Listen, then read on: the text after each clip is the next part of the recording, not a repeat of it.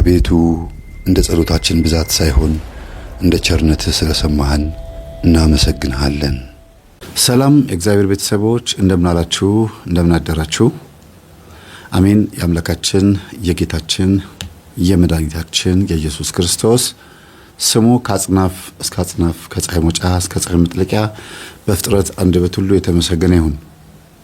እንደ እግዚአብሔር ፍቃድ ዛሬ ይዤላችሁ የመጣሁት ሕይወት ገጠመኝ ክፍል 165ኛ ነው።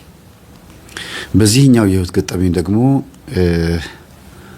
ምን ይባላል? ያስቀመጡትን ክፉ ነገር በክፉ ቀን አውጥቶ መጠቀም ክፋትን ያባብሳል። እንደዚህ አይነት ነገር ነው። ምን ማለት ነው?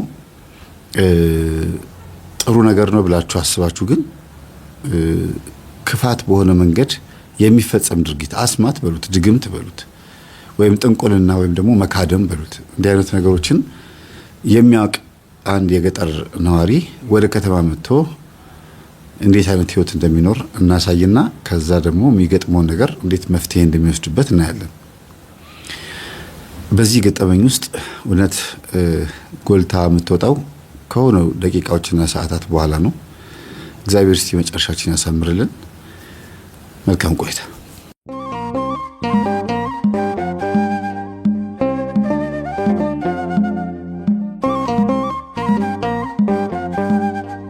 በዚህ ገጠመኝ ውስጥ እንዳልኳችሁ አንድ በገጠር ክልል ጥሩ የትምህርት ደረጃ ላይ የነበረ በትምህርቱ ጥሩ ውጤት ላይ የደረሰ ከዛም ደግሞ ዩኒቨርሲቲ ለመመደብ ወደ ከተማ መጥቶ በዛው ሸፍቶ የቀረ እናትና አባቱ ለመጠየቅ እሱን ለመጠየቅ ወደ ከተማ ይመጣሉ እንጂ እሱ ወደ ገጠር ብዙም አይሄድም።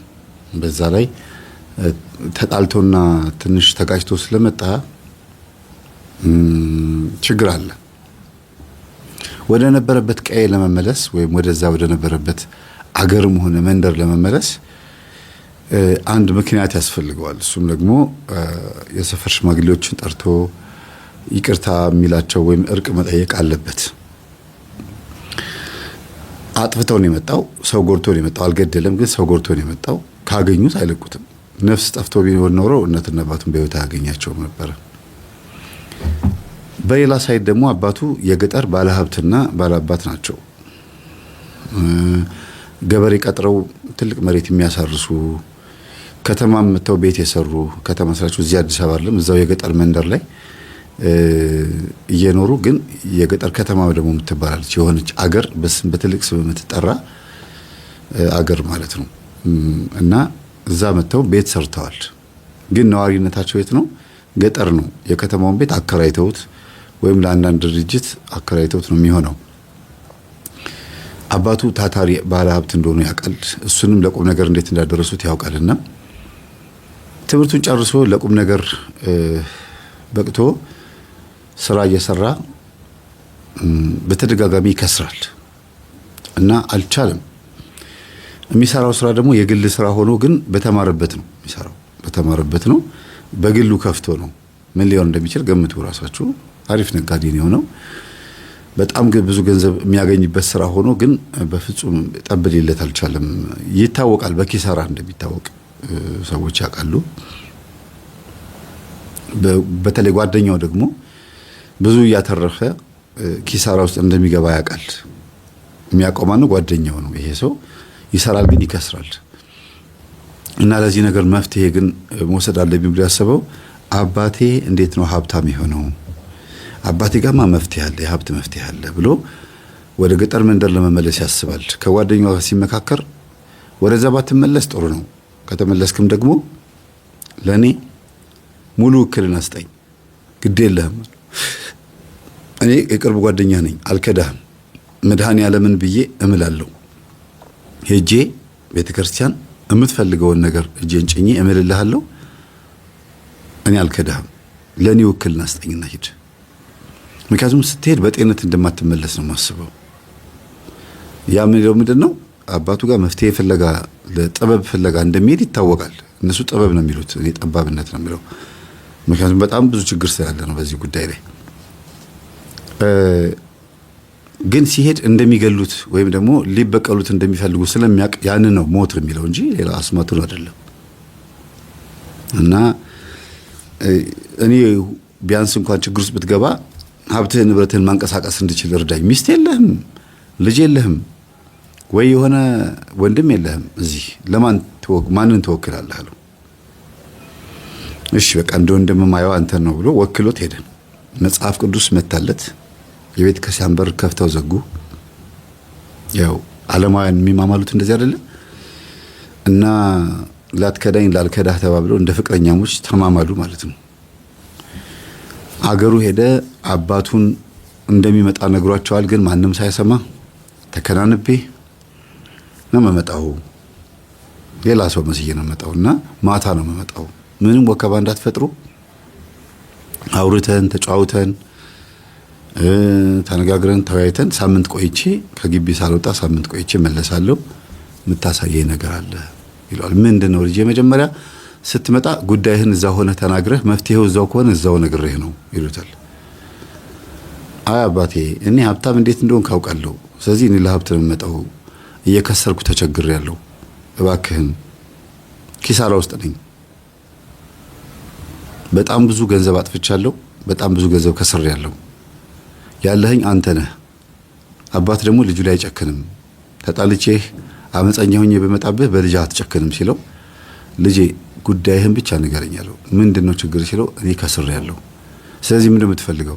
ኪሳራ ውስጥ ስለሆንኩኝ ሀብትም እፈልጋለሁ። እንደገናም ደግሞ አንተም ገንዘብ ካለ አበድረኝ እንደገና መነሳት እፈልጋለሁ። ይኸውልህ መፍትሄው 3 ነገር ነው። አንደኛ ገርጋሪ አለብህ። እኔም ጋር ሆነህ የምንጣላ የነበረው በዚህ ነው። ገንዘብህን የሚያጠፋ የሚያባክህን አንተ ላይ አለ። እሱን ማስታገስ አለብህ። እሱም ደግሞ እዚህ እናትህ ጋር መተህ ቡና ሲፈላል ይስተካከልልሃል። ሁለተኛ ነገር ደግሞ ሀብት ንብረትህን ያጣኸው ሰላቢ ተደርጎብህ ሊሆን ይችላል። ሰላቢው ደግሞ ከጓደኛም ከቤተሰብም ከቅርብ ብቻ በዙሪያ ያሉ ሰዎች ናቸው ሀብት ንብረትህን የሚወስዱብህ። በሶስተኛ ደረጃ ግን ምንም ሆነ ምንም ሀብታም መሆን የምትፈልግ ከሆነ ለአንዴና ለመጨረሻ ጊዜ ውርደትህን በደንብ ተቆጣጠረውና 2 አማራጭ ሰጥሃለሁ አሉት። አንደኛው አማራጭ ማትታወቅበት ሰፈር ሂድና እዛ አካባቢ ለማኝ ሆነህ ለምን ትርፍራፊ እንጀራዎችን ሰብስብ። ከዛ ከተለያዩ ደና ቤቶች ከሀብታም ቤቶች የሰበሰብከውን እንጀራ እንዳይሻግት አርገህ ምንም እንዳይበላሽ አርገህ እኔ ጋር ይዘው ትመጣለህ። ቶሎ ብለህ በለመንክበት በማግስቱ እንዳይበላሽ እንዳይገማ እንዳይሸት አርገህ ይዘውና። አንደኛው አማራጭ። ሁለተኛው አማራጭ ደግሞ አስቡት እንግዲህ ምን ሊሆን እንደሚችል። ሁለተኛው አማራጭ ደግሞ የምታውቃቸው ጓደኞችህ ጋር ሂድና ገንዘብ አበድሩኝ በላቸውና ቢያንስ ከ15 ሰዎች ያላነሱ ቢበልጥ ችግር የለውም፣ ግን ከሁሉም አነስ ያለ ገንዘብ ከፈለክ ደና ገንዘብ 50 ሺህም 10 ሺህም የሚሰጡህም ከሆነ ሰብስብና እንደገና ልነሳ ፈልጌ ነው አበድሩኝ መልስላችኋለሁ በላቸውና ከምታውቃቸው ነጋዴዎችና ከከስተመሮችህ ወይም ከምታውቃቸው ደንበኞችህ አንተ ይሄን ሰብስበህ ይዘህ ከመጣህ ከኔ የበለጠ ሀብታም ነው የምትሆነው። እኔ የከተማ ነዋሪ ስላልሆንኩኝ ነው እንጂ ብዙ ከዚህ በላይ ሀብት ይኖረኝ ነበር ይሉታል። እሺ ይላል። ተጨነቀ። ሲጨነቅ አደረ። ጓደኛው ሊያማክረው ፈለገና አይ ጓደኛዬ አባቴ እንደዚህ አይነት ሰው መሆኑን ቢያውቅ ይገለኛል፣ ወይም ደግሞ ጥሩ አይደለም፣ ይሄ ምክር ጥሩ አይደለም። አባቴ በዚህ ሁሉ ሀብት ውስጥ ሲያልፍ ይሄንን ጥበብ እያደረገ እንደሆነ እኔም እረዳ ነበር አለሱ። ምንድነው ጥንቆላ ሊሆን እንደሚችል ምትሃት ሊሆን እንደሚችል አውቋል። አካሄዱ ነው እንጂ አላወቀው። ስለዚህ ማያውቁኝ ሰፈር ሄጄ ምግብ ልሰብስብ አለና ምግብ ሰበሰበ ነው አይደለም እንጂ ጓደኞቹ ጋር ሄደና ብር ሰበሰበ። ከዛ እንዴ ጓደኞቼ እኮ የሰጡኝን ብር ብቻ ይዤ መሄድ የለብኝም አማራጭ ደግሞ ያስፈልገኛል አለና ብሩን አስቀምጦ ቢያንስ 14 ሰዎች 15 ሰዎች አግኝቷል። ሙሉ አባቱ ያሉትን ባይሟላለትም አግኝቷል። 100 ብርም ትሆን ግን 100 ብር አበድሩኝ ማለት ስለማይቻል ነው። ምክንያቱም እሱ ባለሀብት የነበረ ሰው ስለሆነ ከተበደረም ከ10 ሺህ እስከ 50 ሺህ ድረስ ነው። በየቤቱ ደግሞ መቼም ፊቱ ሞላ ያለ ደንደን ያለ ተቸግሬ ነው ሌቦች ዘርፎኝ ነው ብሎ ሊለምን የመጣ የት አካባቢ መሰላችሁ? ኦሎምፒያ ታውቁታላችሁ አይደለም? ወደ አበሩስ ህንጻ አካባቢ በዛ በስተጀርባ መስመር አካባቢ ላይ ነው የለመነው። እዛ መንደር አካባቢ ያላችሁ ሰዎች እንግዲህ የሆነ ሰላቢ መጥቶ በየቤታችሁ እያንኳኳ ተቸግሬ ነው እባካችሁን ሳህን እንጀራ ስጡኝ እያለ ለምኗል ማለት ነው። ለሰፈሩ በጣም ሩቅ ቦታ የሚለው እሱን ነው። ሰዎችም አያቆኝም ብሎ የሚያስብበት ቦታ ነው። ታዲያ መስሪያ ቤት ሳይሆን መኖሪያ ቤቶች ነው ሲለምን የነበረው።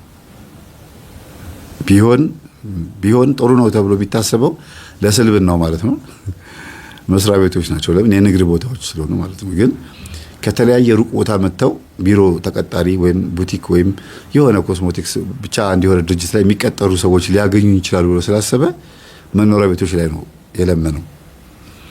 እና ኦሎምፒያ መስመር በዚህ በስጢፋኖስ በኩል ወደ ኦሎምፒያ ወደ ላይ የሚያወጣው መስመር ያሉ መንደሮችና በዛ በኩል ደግሞ በቦሌ በኩል ከኤድና ሞል ከደንበል ሲቲ ሴንተር ወደ ባበሩስ በኩል ባበሩስ ህንጻ ምናምን አካባቢ አደባባዩ ጋር ወደ እዛ መስመር አካባቢ ያላችሁ ሰዎች ብዙ ቦታ የለመነው ቢያንስ አንድ 40-50 ቤት ለምኛለሁ ነው የሚለው። እና እንጀራ ይሰጡታል፣ ሳንቲም ይሰጡታል። ሰብስቦ በማግስቱ አባቱ ጋር አቤት ስልብና ከዛ አባትየው ያንን አስደገሙለት። እንዲህ ነው ብዬ አልናገርም መቼም ተንኮል ማስተማር እንዳይሆን ሰው ግፈኛ ስለሆነ አልናገርም። እንዴት እንዳደረገ ዝርዝር አጎን የነገረኝ በጣም የሚያሳፍር ነገር ነው። በየዋሁ ለኔ ቢጤ አዝኖ በሰጠ በየዋሁ ህዝብ ላይ በዚህ ልክ ማስደገም። እናንተ መታወቂያችሁ ናሽናል አይዲ ሳይሆን እናንተ ያላችሁበት ቤት ድረስ የሆነ የመንግስት ጉዳይ ቢመጣባችሁ አደነግጡም? ናሽናል አይዲ በእርግጥ አድራሻችሁን፣ አሻራችሁ፣ ሁሉ ነገራችሁ በጎግል ምናምን የተገናኘ ሊሆን ስለሚችል ወደፊቱ ቤታችሁ ድረስ ምንም ነገር ቢመጣ ሰው አፈላልጎ ይመጣል። አሁን ግን በምትሃትና በአስማት የአንድን ሰው ቤት ፈልጎ ማግኘት በድግምት ብዙ ነገር ይደረጋል። እናንተ ሌባ ጠፍቶ ራሱ ሰርቆ ጠፍቶ ሌባውን ካለበት ቦታ ከነ እቃው እያበደ እንዲመጣ ማድረግ የሚቻልበት ነገር እንዳለ ነው የሰማነው። ያሳፍራል።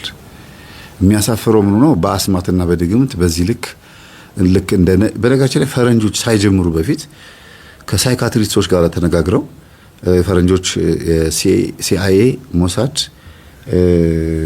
ምናምን የሚባሉት የስለላ ድርጅቶች ከመናፍስት ጋር በመጣመር ስሙን ሳይካትሪስት ብለውት ወይም ጠንቋይ የሚለውን ሳይኪክ የሚለውን ገልብጠውት ማለት ነው አብረው እየሰሩ ነው። ወንጀለኛ ማግኘት፣ ሚስጥር ማስወጣት፣ የተደበቀ ነገር ማግኘት የሚባሉ ነገሮችን እየሰሩ ነው። ይሄንን ሲሰሩ ከመናፍስት ጋር ተጋግዘው እንደሆነ ይታወቃል። እኛ ሀገር ግን ይሄ ቀድሞ በፊት ይደረግ እንደነበር ነው የተረዳሁት።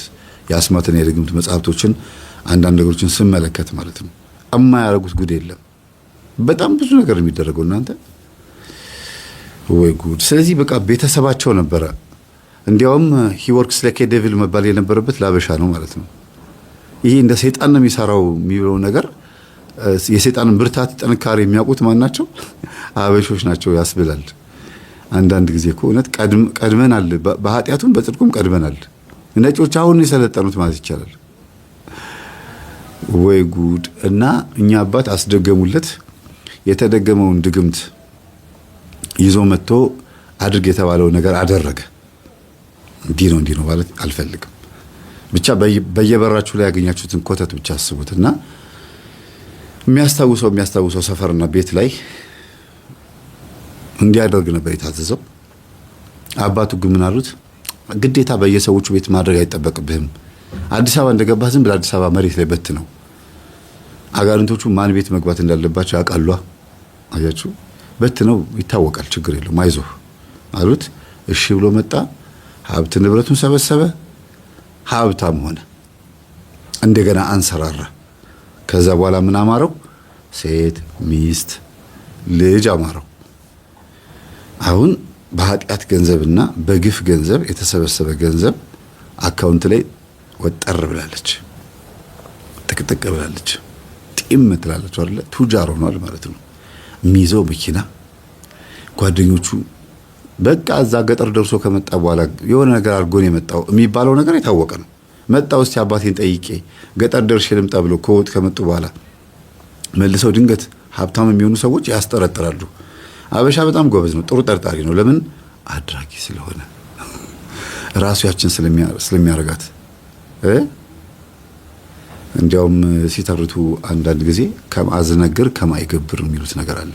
እንደዛው የሚናገር እንደዛው ያደርጋል፣ ወይም ደግሞ ከማዝገብር ከማይነግር ነው። ገለበጥኩት እንዴ ሲሉ ሰምቼ ነው። እና እንደዛችሁ ስለሚያረጋ በሻ ያችኑ ራሷን ይጠረጥራታል። አይ ይላሉ። ለምሳሌ እነ መላከ መንክራት መምህር ግርማ ወንድሙ፣ እነ ቀሲስ ሄኖክና ሌሎቻችን አባቶቻችን አጠቃላይ የፈውስ አገልግሎት የሚሰጡት አባቶች አጋንንት ሲያስወጡ ይሄንማ እኛም እንችለዋለን ይሄ እኮ ይላሉ። የምናውቀው ጥበብ እኮ ነው። እኛ የምናስጮህ እንዴ እንጀም እናስለፍልፍ እንዴ 1 3 4ቱን እዚህ እንዘርረው ይላሉ ሰባኪዎች አይደል? አልሰማችሁ? ኧረ በስመ አብ በጣም ነው የሚገርመውና ስለ እነሱ ያን እያደረጉት ስለመጡ ሰው ሁሉ እንደዛ የሚያደርግ ነው የሚመስላቸው። እና እንደ ምሳሌ ነው ያቀረብኩት። ወደዚህንም ስንመጣ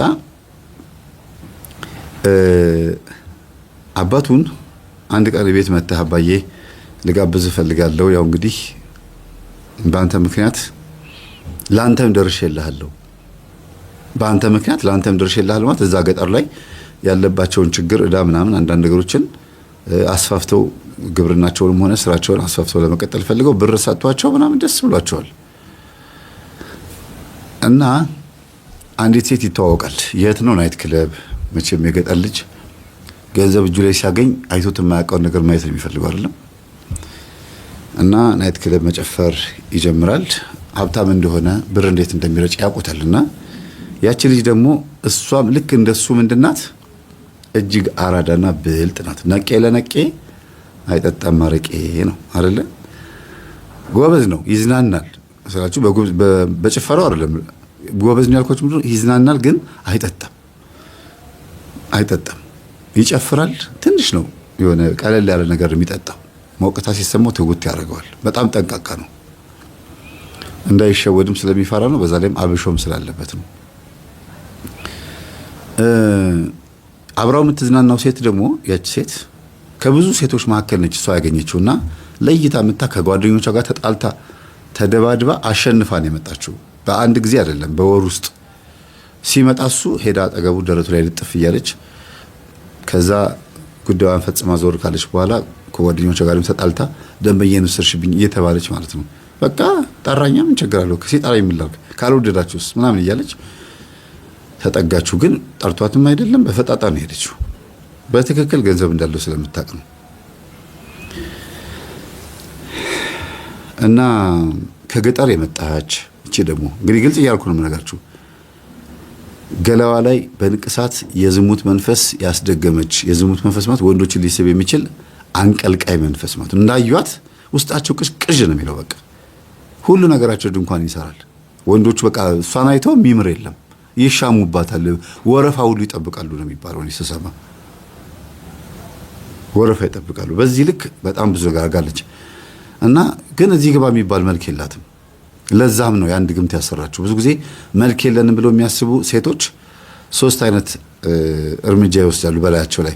አንደኛ ኮስሞቲክስና ልብስ፣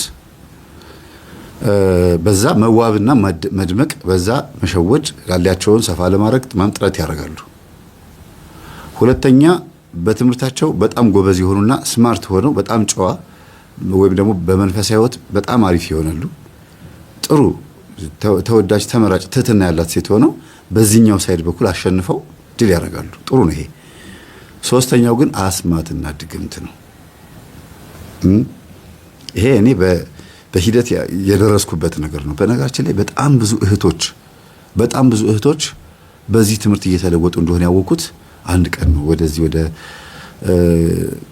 ፍቅሩ ኩሩስፓኛ ታውቁታላችሁ? ማስታወቂያ እየሰሩ አይደለም? እዛ ለመመገብ ሲሄድ ከቤተሰብ ጋር ማለት ነው በወረቀት ጽፋ ሰጠችኝ። አንዱ አስተናጋጅ ወደ ካሳንቺስ መስመር አካባቢ ማለት ነው፣ ወደዚህ ወደ ውሃ ልማት ዘሩን ህንጻ አካባቢና ጽፋ ሰጠችኝ እና ያንን አገልጬ ሳነበው ልታናገረኝ እንደምትፈልግ ከዚህ ስራ መውጣት እንደምትፈልግ እና ደግሞ ማግባት እንደምትፈልግ አጠቃላይ መንፈሳዊ ህይወት እንዲለወጥ እንደምትፈልግ ነው የነገረችኝ። ምንድነው ምክንያት ተሻልኳት? ያንተን ትምህርት የሚያዳምጥ እዚህ ሊመገብ የሚመጣ ሰው ነበረ እና በቃ እሱ ነው እየመጣ የሚያስተምረኝ የሚነግረኝ። አስተናግደዋለሁ። ትንሽ አንድ ደቂቃ ጣል አድርጎልኝ ይሄዳል። ከዛ አሁንም የሆነ ውሃ ያዘኛል፣ ብርጭቆ አዞኝ ወደሱ ሲሄድ ደግሞ ቆመ ብዬ አዳምጠዋለሁ። አድራሻ ተለዋውጠን በስልክ እናወራ ነበረ። አሁን ግን የት እንደገባ አላውቅም እና በዛው ቀጠልኩበት። መንፈሳዊ ሆንኩኝ። ማግባት እፈልጋለሁ አለች። ይሄን የምነግራችሁ ለምንድን ነው? በጣም ጠንካራ የሆኑ እህቶች መጥፎ ቦታ ላይ እንኳን እየሰሩ ያንን መጥፎ የሚባለውን ወንዶች ሊሳቡ የሚችሉበትን ነገራቸውን ይከልላሉ። በጣም ቆንጆ ናት እኮ ልጅቷ፣ ግን ዳሌዋን ሊያሳይ የሚችሉ ነገሮችን እየከለለች ሽርጥ ማድረግ ሳትፈልግ ሽርጥ እያደረገች የመሸጫ ማን ነው የማስተናጋጃ ማለት ነው። እንደ ነገሩ ዝም ብላ ቀለል ያደርገር እየለበሰች እየተቀየረች መጣ። ከመመረጥ ወደ አለመመረጥ ሲስተም ውስጥ እየገባች መጣችና ሴት ልጅ መንፈሳዊ ውስጥ ሲገባት ኃጢአት ያለበት ጭምልቅልቅ ያለ ነገር ያለበት ቦታ ላይ ሆነው ናይት ክለብ ጭፈራ ቤት ውስጥ ሆነው እንኳን ብዙ ነገር ያደርጋሉ። እህታችን ደግሞ አሪፍ ቦታ ነች ያለችው። ፍቅር ስፓኛ ምግብ የሚበላበት ሰዎች የሚዝናኑበት ቦታ ነው። በጣም የታወቀ እንትን ቦታ ነውና በፊት እሰራ የነበርኩት አለችኝ በጣም ከባድ ጭፈራ ቤት ውስጥ ነው። ከዛ ህይወት ወጥቼ እዚህ እንድገባ ያደረገኝም ይሄው መንፈሳዊ ህይወት ነው። እዚህ መጥቼ ደግሞ እንደገና ሌላ መንፈሳዊ ሰው አጋጠመኝ፣ አንተ ተማሪ። አሁንም ከዚህ ወጥቼ ደግሞ የተሻለ ሌላ ብዙ ህዝብ ማላገኝበትም ብዙ አይን ማያርፍብኝ ቦታ ማረፍ ፈልጋለሁ ያለችኝ። ወደ ተሻለ ቤት ነው የመጣችው። ከዛ ደግሞ እንደገና ደግሞ ወደ ቤት እመቤትነት መደበቅ ነው የፈለገችው። ግን መልኩ ቆንጆ ነው እና እየገባችሁ ሲመጣ የሌላችሁን መልክ ለማጉላት ሳይሆን ያላችሁን በሙሉ እንዳለ ለመደበቅ ነው ጥረት የምታደርጉት። ለምን የሚያስበላ እግዚአብሔር መቼም በቡዳ የሚያስበላ መልክ ሰጥቶን አይደለም፣ ግን ሁኔታዎች በጣም ከባድ ናቸው እና በጣም ብዙ ሰው ሊያያቸው የሚችል ቦታ ላይ ሆኖ መንፈሳዊ ህይወት መኖር ይከብዳል አይደል? እና የሴቶች በጣም የሚገርመኝ ባህሪያችሁ ይሄ ነው።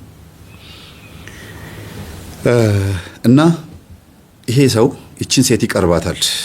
እቺ ሴት ደግሞ ጮሌ አደገኛ ናት። ጮሌ ሳችሁ አሁን ታሪኳን የነገርኳችሁ የፍቅር ኩርስፓኛ አስተናጋጅን አይደለም ያልኳችሁ፣ ሌላ ቻችን ምሳሌ ነው ያደረኩላችሁና ያቺ ሴት ደግሞ እሳት ሆነ በቃ ቤቱ ድረስ እስከ መምጣት ትደርሳለች።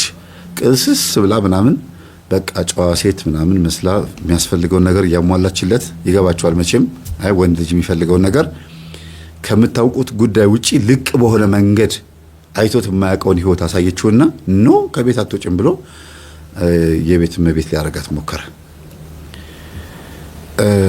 እቤት እንደመጣች እንደተወደደች ሲገባት አባቷም ቤት በሚመጡበት ጊዜ ላይ አባቱን የሱን አባት ይቅርታ አባቱን በደንብ አድርጋ ተዋወቀቻቸው፣ ተግባቡ።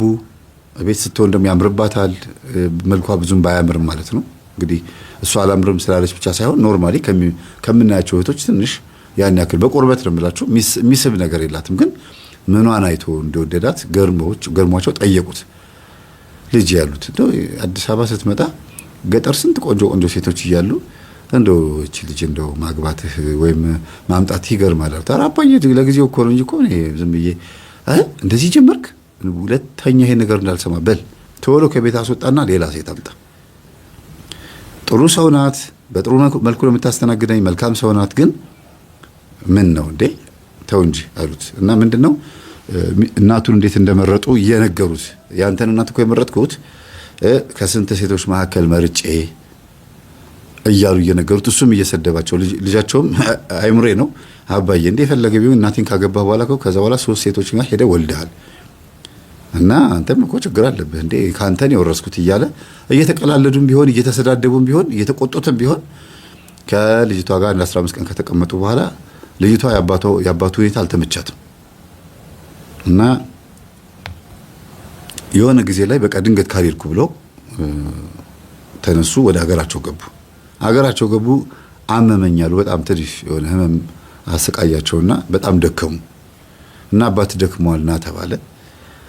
አባቱ ደክመዋል ተብሎ ሲሄድ እንደ ድሮ በቀን ማነው ተደብቆ አይደለም ሄደው፣ በፊት ለፊት ነው ሄደው።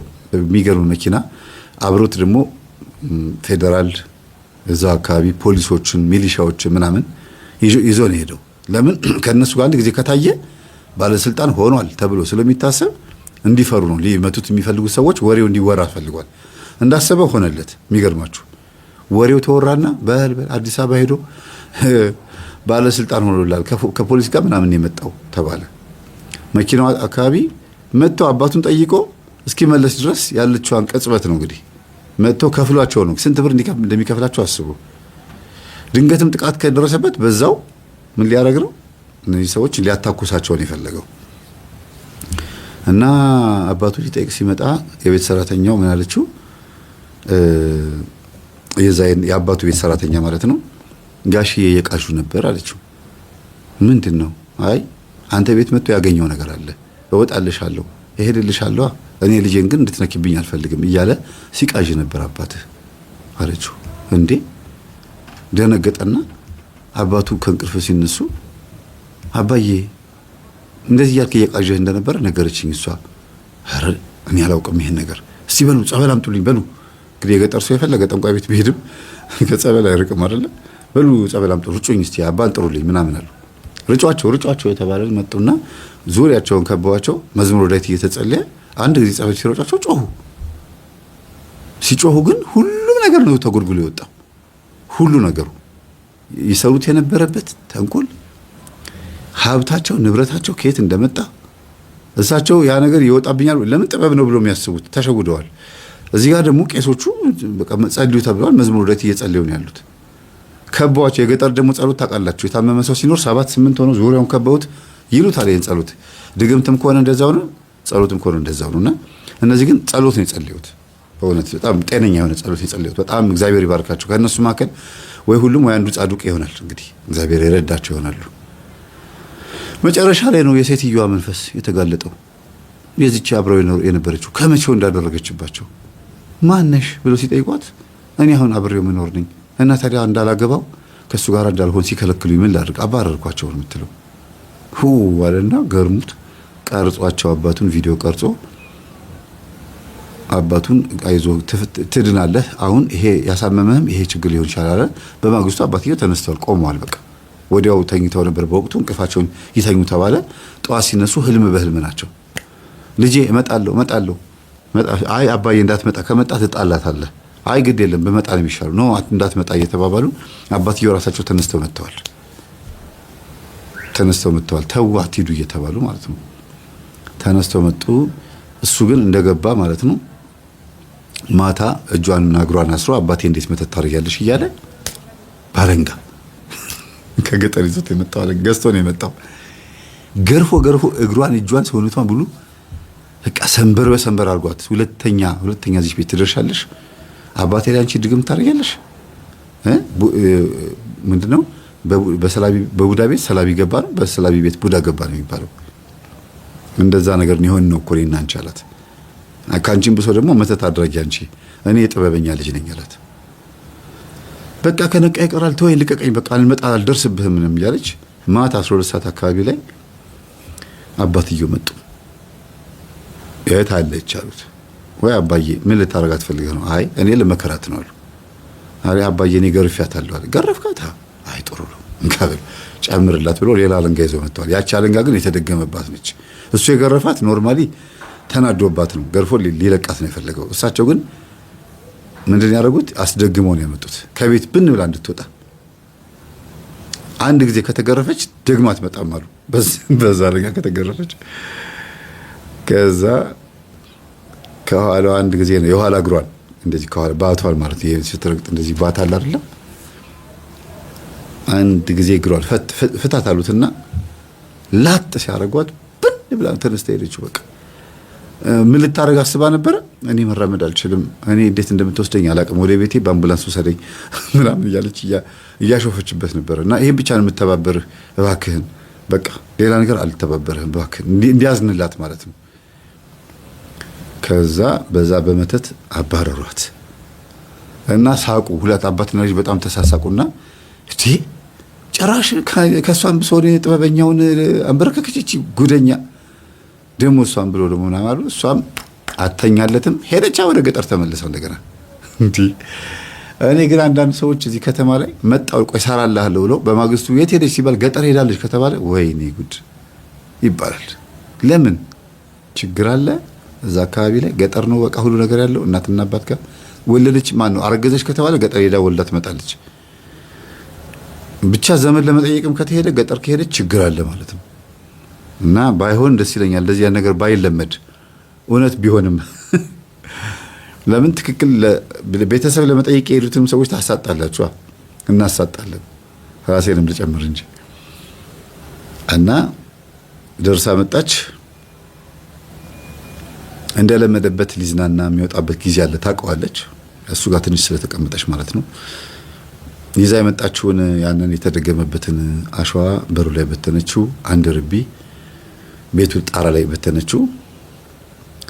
ከዛ አርግ የተባለችውን ያደረገችው። በጣም የሚገርማችሁ ነገር ይኸውላችሁ አንዳንድ ጊዜ እግዚአብሔር እንዲህ አይነት ነገር የሚነግረን ማለት ነው በደህናው ጊዜ ወይም የሆነ ወቅት ላይ እንደ ቀልድ የሰማናቸውን ነገሮች ሲሪየስ የሆኑ ጉዳዮች እንደሆኑ እንድናቅ ነው።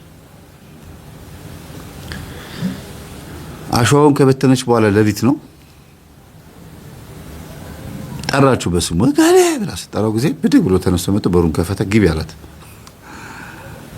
ምክንያቱም አሸዋ ከተበተነ በኋላ አንድ ርቢው መናፍስቶቹ ሄደው አናቱ ላይ ነው የሚያርፉበት።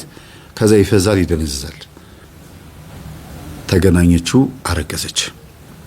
ይሄን አድርጋ አርግዢ ተብላ የተላከችው አረገዘች።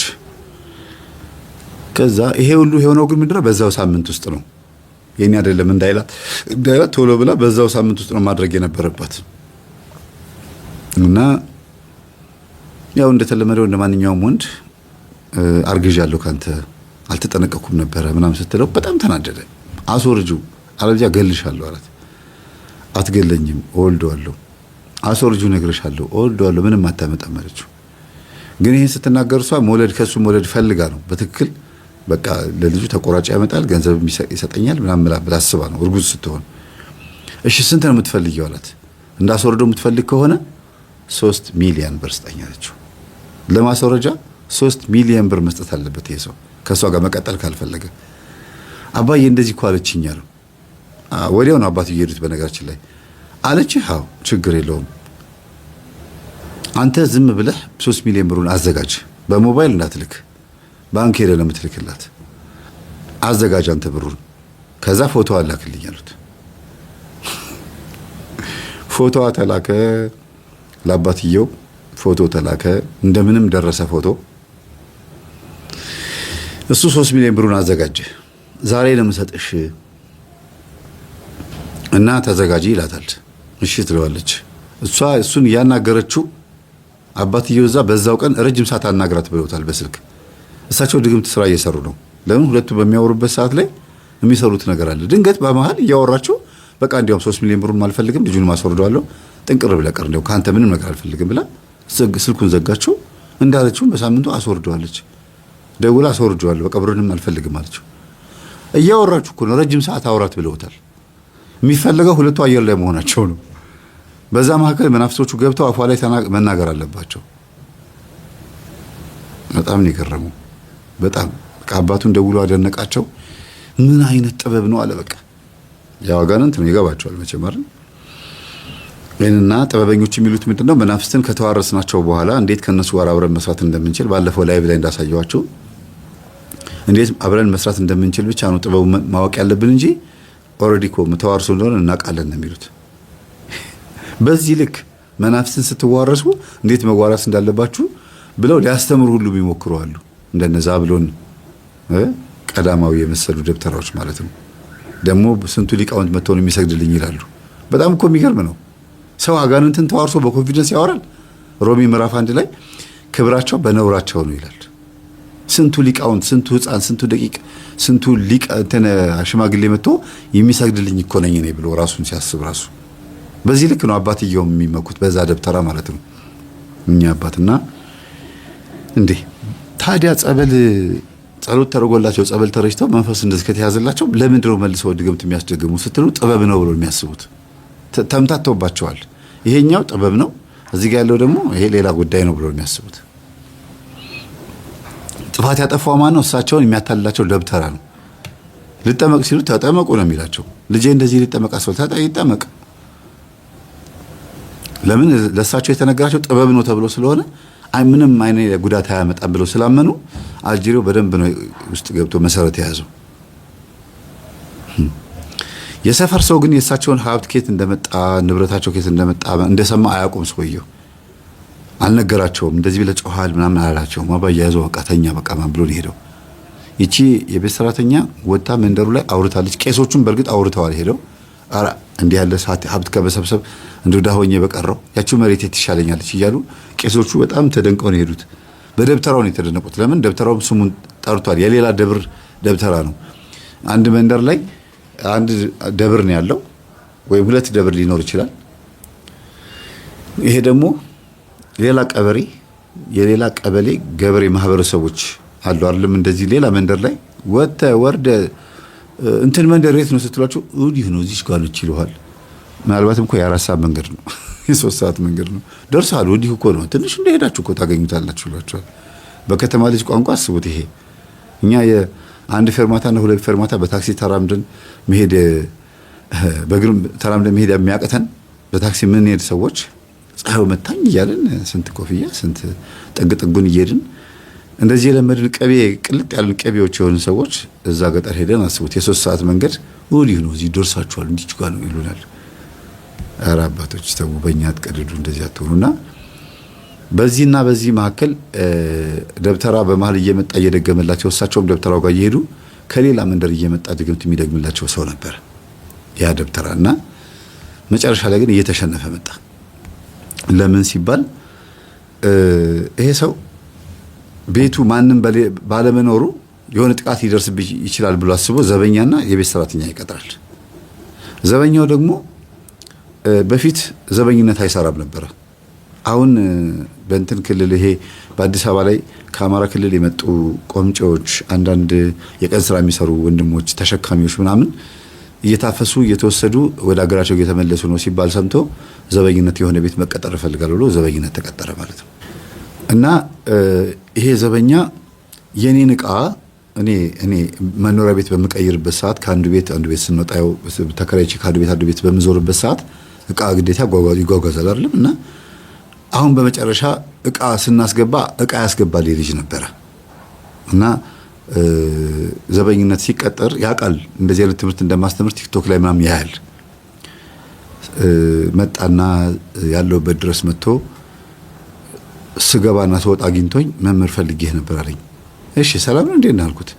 ምን ነው ስለው እኔ አሁን ዘበኝነት ተቀጥሬያለሁ፣ ጓደኞቼ በሙሉ ታፍሰው ሄደዋል፣ እኔ ዘበኝነት ተቀጥሬያለሁ እና ያለሁበት ቤት ውስጥ ያለው ሰውዬ እጅግ ሲበዛ በጣም ሀብታም የሆነው በድግምትና በጥንቆላ ነው አለኝ። ምን አገባኝ ታዲያ አልኩት። አይ እንደው ሰውየው ማትረፍ ከተቻለ አለኝ። ጥሩ አስበሃል፣ እግዚአብሔር ይመስገን። ግን ዝም ብሎ እኮ ሰው ህይወት ውስጥ ገብቶ በሰው ኑሮ ውስጥ ገብቶ ንስሐ ገባ ማለት ከባድ ነው። እንዲያውም አንዳንድ ቪዲዮ አይታችሁ ከሆነ የሚያንቀሸቅሻት ከርከሮ በአንበሶች መካከል መጣ ፉር ብላ ስታልፍ አይታችኋል? ከርከሮ ያፏ እንደዚህ 2 ጥርስ ያለ አሳማም ይመስላል፣ ከርከሮም ጉማሬም ይመስላል። እና ድንገት አንበሶቹ ለጥ ብለው ዛፍ ስር በተኙበት ቦታ ላይ ባጠገባቸው መጣ ብሉኝ ትላለች። አይነት ነገር ነው፣ እንደዛ ነገር ነው የተረዳሁት። እና ልጁ እንደዛ ሲመጣብኝ አረ እዛ ላይፉን ይኖርበት በየቤቱ እየገባን እኮ ንስሐ ግባ አንተ እንደዚህ አድርገሃል ምንልበት ትምህርት አይደለም። አንተ ትምህርቱን እያዳመጥክ አይደል? በቃ አንተ አጠገቡ ስለሆንክ ያለኸው ምን እያዳመጥክ እንደሆነ ካየ ንገረው፣ ትምህርቱን እንዲያዳምጥ እዘዘው። ከሰራተኛዋ ጋርም ተነጋገሩና ሰራተኛዋም ቤት ውስጥ እንድትከፍት ትእዛዝ ስለው ጊዜ አዎ መምህሩ እውነትህን እኮ ነው፣ አንተ እዚህ ውስጥ ማስገባት የለብኝም። ግን ይገርምሃል አለኝ፣ እኛ ጎረቤት አለኝ የሰውየው ጓደኛ በጣም ደግ ሰው ነው። የዚሁ ሰውየው ጓደኛ ማለት ነው። እንግዲህ ቅድም ያልኳችሁ ውክልና ስጠኝ ምናምን ሲለው የነበረው ሰውዬ በጣም የዋህ በጣም ምስኪን በጣም ደግ ሰው ነው። እግዚአብሔርን የሚፈራ ሰው ነው። ጠዋት ጠዋት ቤተክርስቲያን ይሳለማል። ይሄ ደግሞ ተቃራኒ ነው። ጠዋት ጠዋት እንኳን ቤተክርስቲያን ሊሳለም አርፍዶ ነው የሚወጣው፣ ማታ ሰክሮ ነው የሚመጣው፣ ሴት ይወዳል ምናምን እንደዚህ ነው የተባለው። ግን ጓደኛ ማቾች ናቸው ሲለው ይሄኛው እንግዲህ ችሎት ታግሶት ይሆናል አልኩት። ስለቻለው ነው።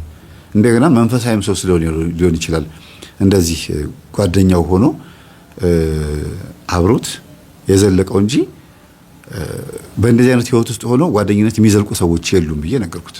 በቃ እሱ ጋር ሄጄ መፍትሄ እፈልጋለሁ አለ። ጥሩ ነው በርታ አልኩትና ደግ ሰው ነው። የሰፈር ሰዎችን ያግዛል፣ ይሰጣል። ግን በሰው ነው የሚያስልከው። እገሌ ሰጣችሁ እንዲባል አይፈልግም። ይሄ ጓደኛው መልካም ሰው ማለት ነው። ሂዱና ለገሊት ይሄን ስጧት ነው የሚለው። ማን ነው ከተባለ የሆነ ሰው ነው ብላችሁ ስጡ ነው የሚለው። ግን ስጡ ብሎ የሚልካቸው ማን ነው? ዘበኞቹ፣ የራሱን ዘበኞችና የቤት ሰራተኞቹ ነው። እና አይታወቁም። የህንማን ቤት ዘበኞች እንደሆነ አይታወቁም። ይሄንን የሆኑ ሰዎች ናቸው ለእናንተ ብሎ ነው ያመጡት። ስጥ እዛ ቤት ተብዬ ነው። ታዲያ ማንነቱን ማናቀው ሰው ሁልጊዜ ይሰጠናል። እንደው ትንሽ አይጨንቅም ይላሉ እናቶች። በጣም ይከብዳቸዋል። በቃ ማንነቱ እንዲታወቅ ስላልፈለገ ነው። እንዲያውም ሰራተኛዋ ሚስጥር አውጥታበታለች። በጣም ሲጨቀጭቆት እሺ እንዳትነግሩብኝ፣ ሄዳችሁ እግዚአብሔር ስጥል እንዳትሉት፣ ግን እገሌ ነው በቃ ምንም ላደርግ አልችልም አለች። እንዴ ምክንያቱም አንቀበልም አሏታ። መተትስ ቢኖረው የሆነ ድግምትስ ቢኖረው ብለው አስበው አንቀበልም አሏት። ትክክል ናቸው። ከዛ እገሌ ነው ወይ እሱ ነው እንዴ? በስመ አብ እሱማ እግዚአብሔር እኮ ነው። ሀሳባቸውን ተረዱ። ራሱ እግዚአብሔር ነው ማለታቸው ሳይሆን እንደው የእግዚአብሔር መንፈስ ያለበት ነው ለማለት ነው። የዋህነት ቋንቋ ነው። እሱማ እግዚአብሔር ነው፣ እግዚአብሔር ነው የሰጠን ይላሉ። በቃ በሱ ላይ አድሮ እግዚአብሔር ሰጠን ነው ነገሩ። እኔ ይሄንን ሰው ሳይ ማን ትዝ እንዳለኝ ታውቃላችሁ? መልእክተኛው የሚባል ቲክቶክ ላይ መልኩን ሳያሳይ ሰዎችን እያገዘ እየረዳ በእዮሃ ሚዲያ ላይ ባለው አለምሰገድ ነው ምናምን የሚባለው ሰው ትንሽ ተናዶ አገልግሎቱን አቆማል መሰለኝ። አሁን ይጀምር አላውቅም። እኔ ግን ለምን መቼ ነው የምትመጣው ብዬ እላለሁ። እንዲያውም አንዲት ልጅ ግጥም ገጥማለት ነበረ ቲክቶክ ላይ ቅድም እያየሁ ነበር። እናንተ ተገጣጠመልኝ እኮ። ቆይማ ሂስትሪ ውስጥ ልግባና የቲክቶክ ሂስትሪ ከገባሁኝ ባክ ያደርግልኛል ያን ነገር። በጣም ነው የገረመኝ ታውቃላችሁ። እና ማንነቱ ሊታወቅ አይፈልግም። እስቲ ቆይ አገኘሁት። እናንተ ይድረስ ለመልእክተኛው ከኔ ካስቴር ስለ መልካም ስራ ስለ መልካም ግብር ድፍን ኢትዮጵያዊ የሚመሰክርልህ ለአንተ ነው ወንድሜ። ባለህበት ቦታ መልእክቴ ይድረስ። ከምስጋናው በፊት አንዴ ልጠይቅህ። ቅመም የሚሸጡት እኛ ትልቅ እናት እጅህን ጨብጠው በደንብ የመረቁህ አረሳህም አይደል የመላኩን ዝክር ቅመስ ልጄ ብለው ከቤት እንደጠሩህ? ሻሼን አስታወስካት? ደስታዋ ቢበዛ ከሰጣት ብር ላይ ቲፕ ያሰበችልክ እሱንም ቢስትል በቃ ሌላ ቀና ዶሮ እንድሰራልህ ብላ ቀጥራሃለች። ያንንስ ቀጠሮ ታስታውሰዋለህ? ብዙዎች በደስታ ፊትህ አንብተዋል። ከደስታቸው ብዛት የሆነውን ሁሉ አናምንም ብለዋል። አንዲት እናት እኮ አንተን እንዲያገኙ ለቸሩ አማኑኤል ስለት ተስለዋል። ያ ተስፋ ያጣ ልጅ ከእስር ቤት ሲወጣ እንኳን የሚለብሰው የሚቀምሰው ያጣ ምን አለህ ስትለው 10 ብር አለችኝ እዛ ጋር አገኘኋት ከመሬት ተቀምጣ። ከሱ በላይ ላንተ የሚመሰክር ሰው ከወዴት ሊመጣ? ወንዶሰን ይመስክር እንደ ሴት ልጅ አዝሎ ጎዳና ይወጣ። ምን እሱ ብቻ ነው 3 ልጆቹንና ሚስቱን አስከትሎ ቀን የከፋችበት ለልጆቹ የሚሆን የቀን ዳቦ ያጣ? ያቺ ቆንጂዬ እናት መድኃኒት ተፈራ ወንድ ልጇን ይዛ ጎዳና ስትወጣ ደርሰህላቸዋል፣ አይተናል፣ ሰምተናል። ምስክር ብንጠራ ብዙ ነው የሚመጣ። የእድሜ ባለጠጋው የ80 ዓመቱ ሼህ አብደላ ሺፋ ያ ወጣት ይናገር በደጀ ሰላሙ አምላኩን ሲለምን አንተ ተረድተኸው ውስጡ እንደተከፋ ያለህን ስትሰጠው በደስታ ሲቦርቅ አይተናል በይፋ። ኧረ ስንቶች አሉ ጎዳና ላይ ወድቀው ተስፋቸው ተሟጦ በሰው ዘንድ ተንቀው ሲያለቅሱ እያገኘ እንባቸውን ጠርገህ ይለዩህ የለም ወይ ምርቃት መርቀው። በስተመጨረሻም አደራ የምልህ በዚች በብዕሬ አደራ እንዳሰማ የሚናፈሰውን የሰሞኑ ወሬ ይህን ትጋትህን በእጥፍ ጨምረህ እነኛም ምስኪኖች ከመንገድ አንሳቸው ሳይበላቸው አውሬ። አመሰግናለሁ። እናመሰግናለን እህታችን። በጣም ትክክል የተናገረችው። አትጥፋ መልእክተኛው ካንተ ሰባኪያንና የቤተ ክርስቲያን መምህራን ወይም አንዳንድ መንፈሳዊ ነን ብለው አስበው እንደኔ አይነቱ ማለት ነው ገንዘብንም ሆነ ስጦታን በፊት ለፊት እየሰጠን በእርግጠኛ ፊት ለፊት የምንሰጠው ሰጣችሁ ወይ ተብለን መጠየቃችን ስለማይቀር ነው። እንደገናም ደግሞ በመስጠት አይደለም መጀመሪያ የምንታውቀው በማስተማር ስለሆነ መልካችን ኦልሬዲ የተመታ ፊት ነው፣ የታወቀ ነው ማለት ነው፣ የታየ ነው። ስንሰጥ መልኬን ብከልል ጥቅም የለውም እና ያለን አማራጭ ምንድነው? እገሊትና እገሌ ከእንደዚህ ሀገር ይሄንን ብር ሰጥተዋቸዋል ብለን እኛ እንደሰጠን እንዳይታወቅ አድርገን እንሰጣለን። ግን ከአንተ ከመልእክተኛው ብዙ ተምረናል። እህታችን ትክክለኛ ነገር የተናገረችው። እኔ እንዲያውም ምን እላለሁ ሲሰጥ ሲመሰገን መልኩን ያልገለጠ ሲሰደብና ሲነቀፍ መልኩን ገለጠ። በጣም እኮ የሚገርም ነው። ምክንያቱም አሁን በዓለም ላይ ያለው ሁኔታ ምንድነው? ሲመሰገኑ መልካቸውን ገልጠው እኔ ነኝ እኮ ይሄን ያደረኩት ምናምን ይላሉ፣ ሲሰደቡ ደግሞ ድብቅ ይላሉ አይደል?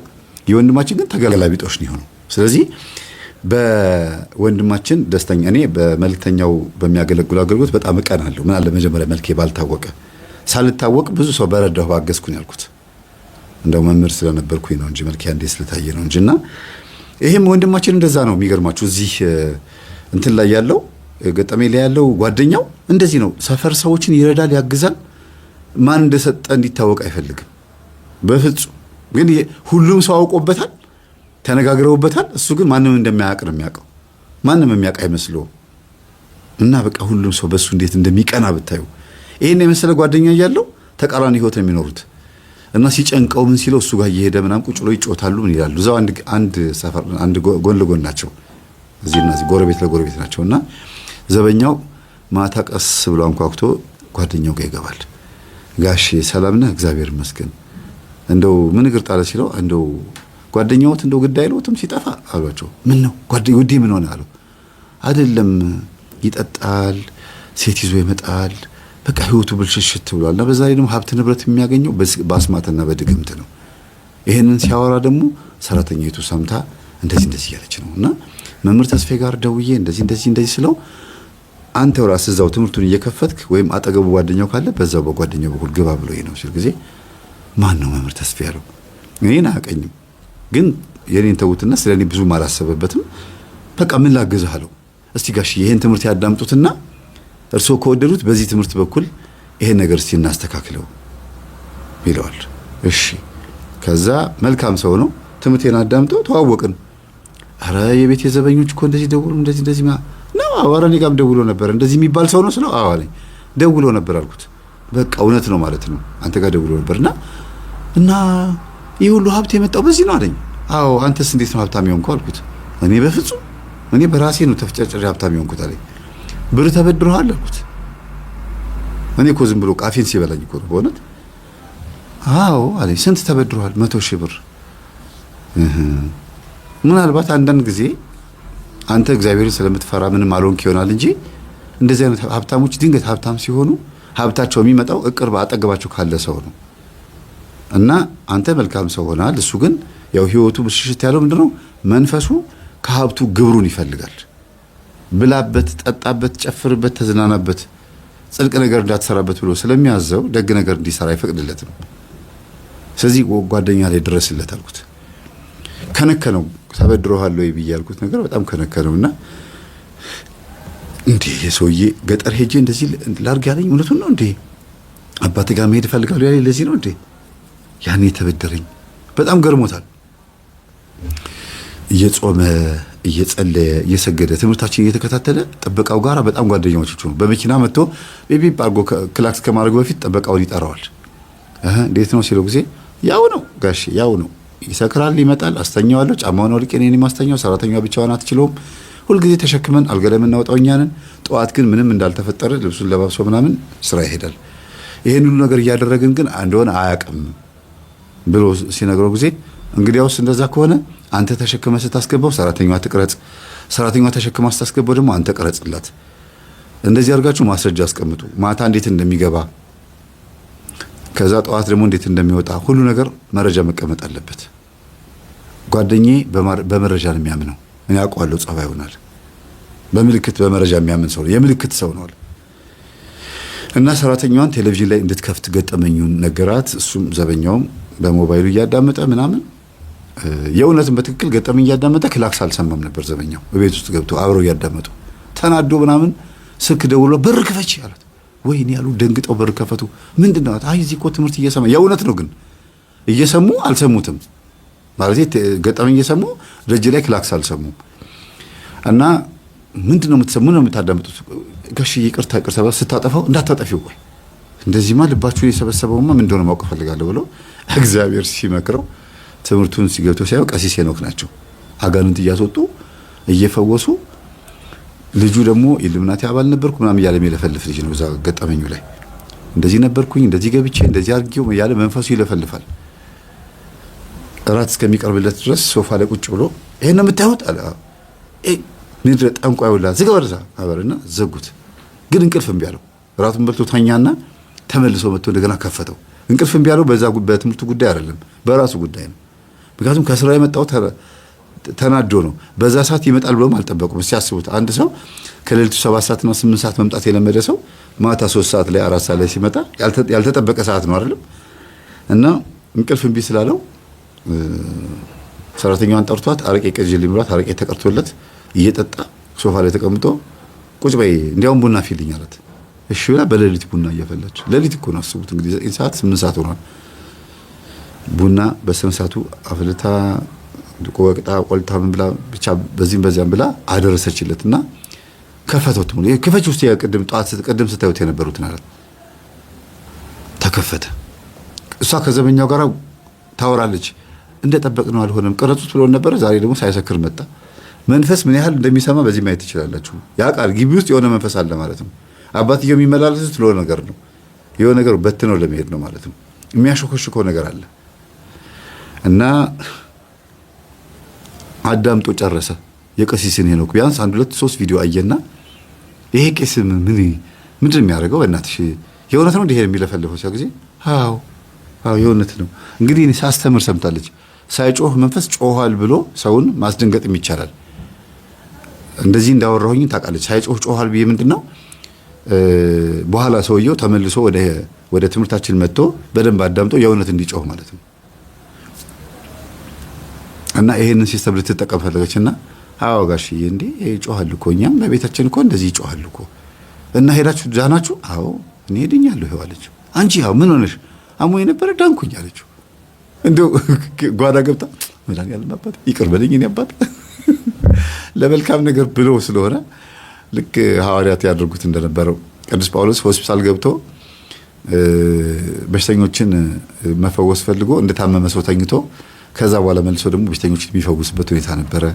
ጣዖት የሚያመልኩ ሰዎች መካከል ይገባና እንደነሱ ቡችላ መካከሉ ጣዖቶችን ይዞ ይቀመጡና ቅዱስ ሉቃስ ማለት ነው ከቅዱስ ጳውሎስ ጋር ተነጋግረው የኤፌሶን ሰዎች እንዴት አድርገው እንደፈወሷቸው ወይም ደግሞ እንዴት ክርስቲያን እንዳደረጓቸው ታሪኩ ተጽፏል።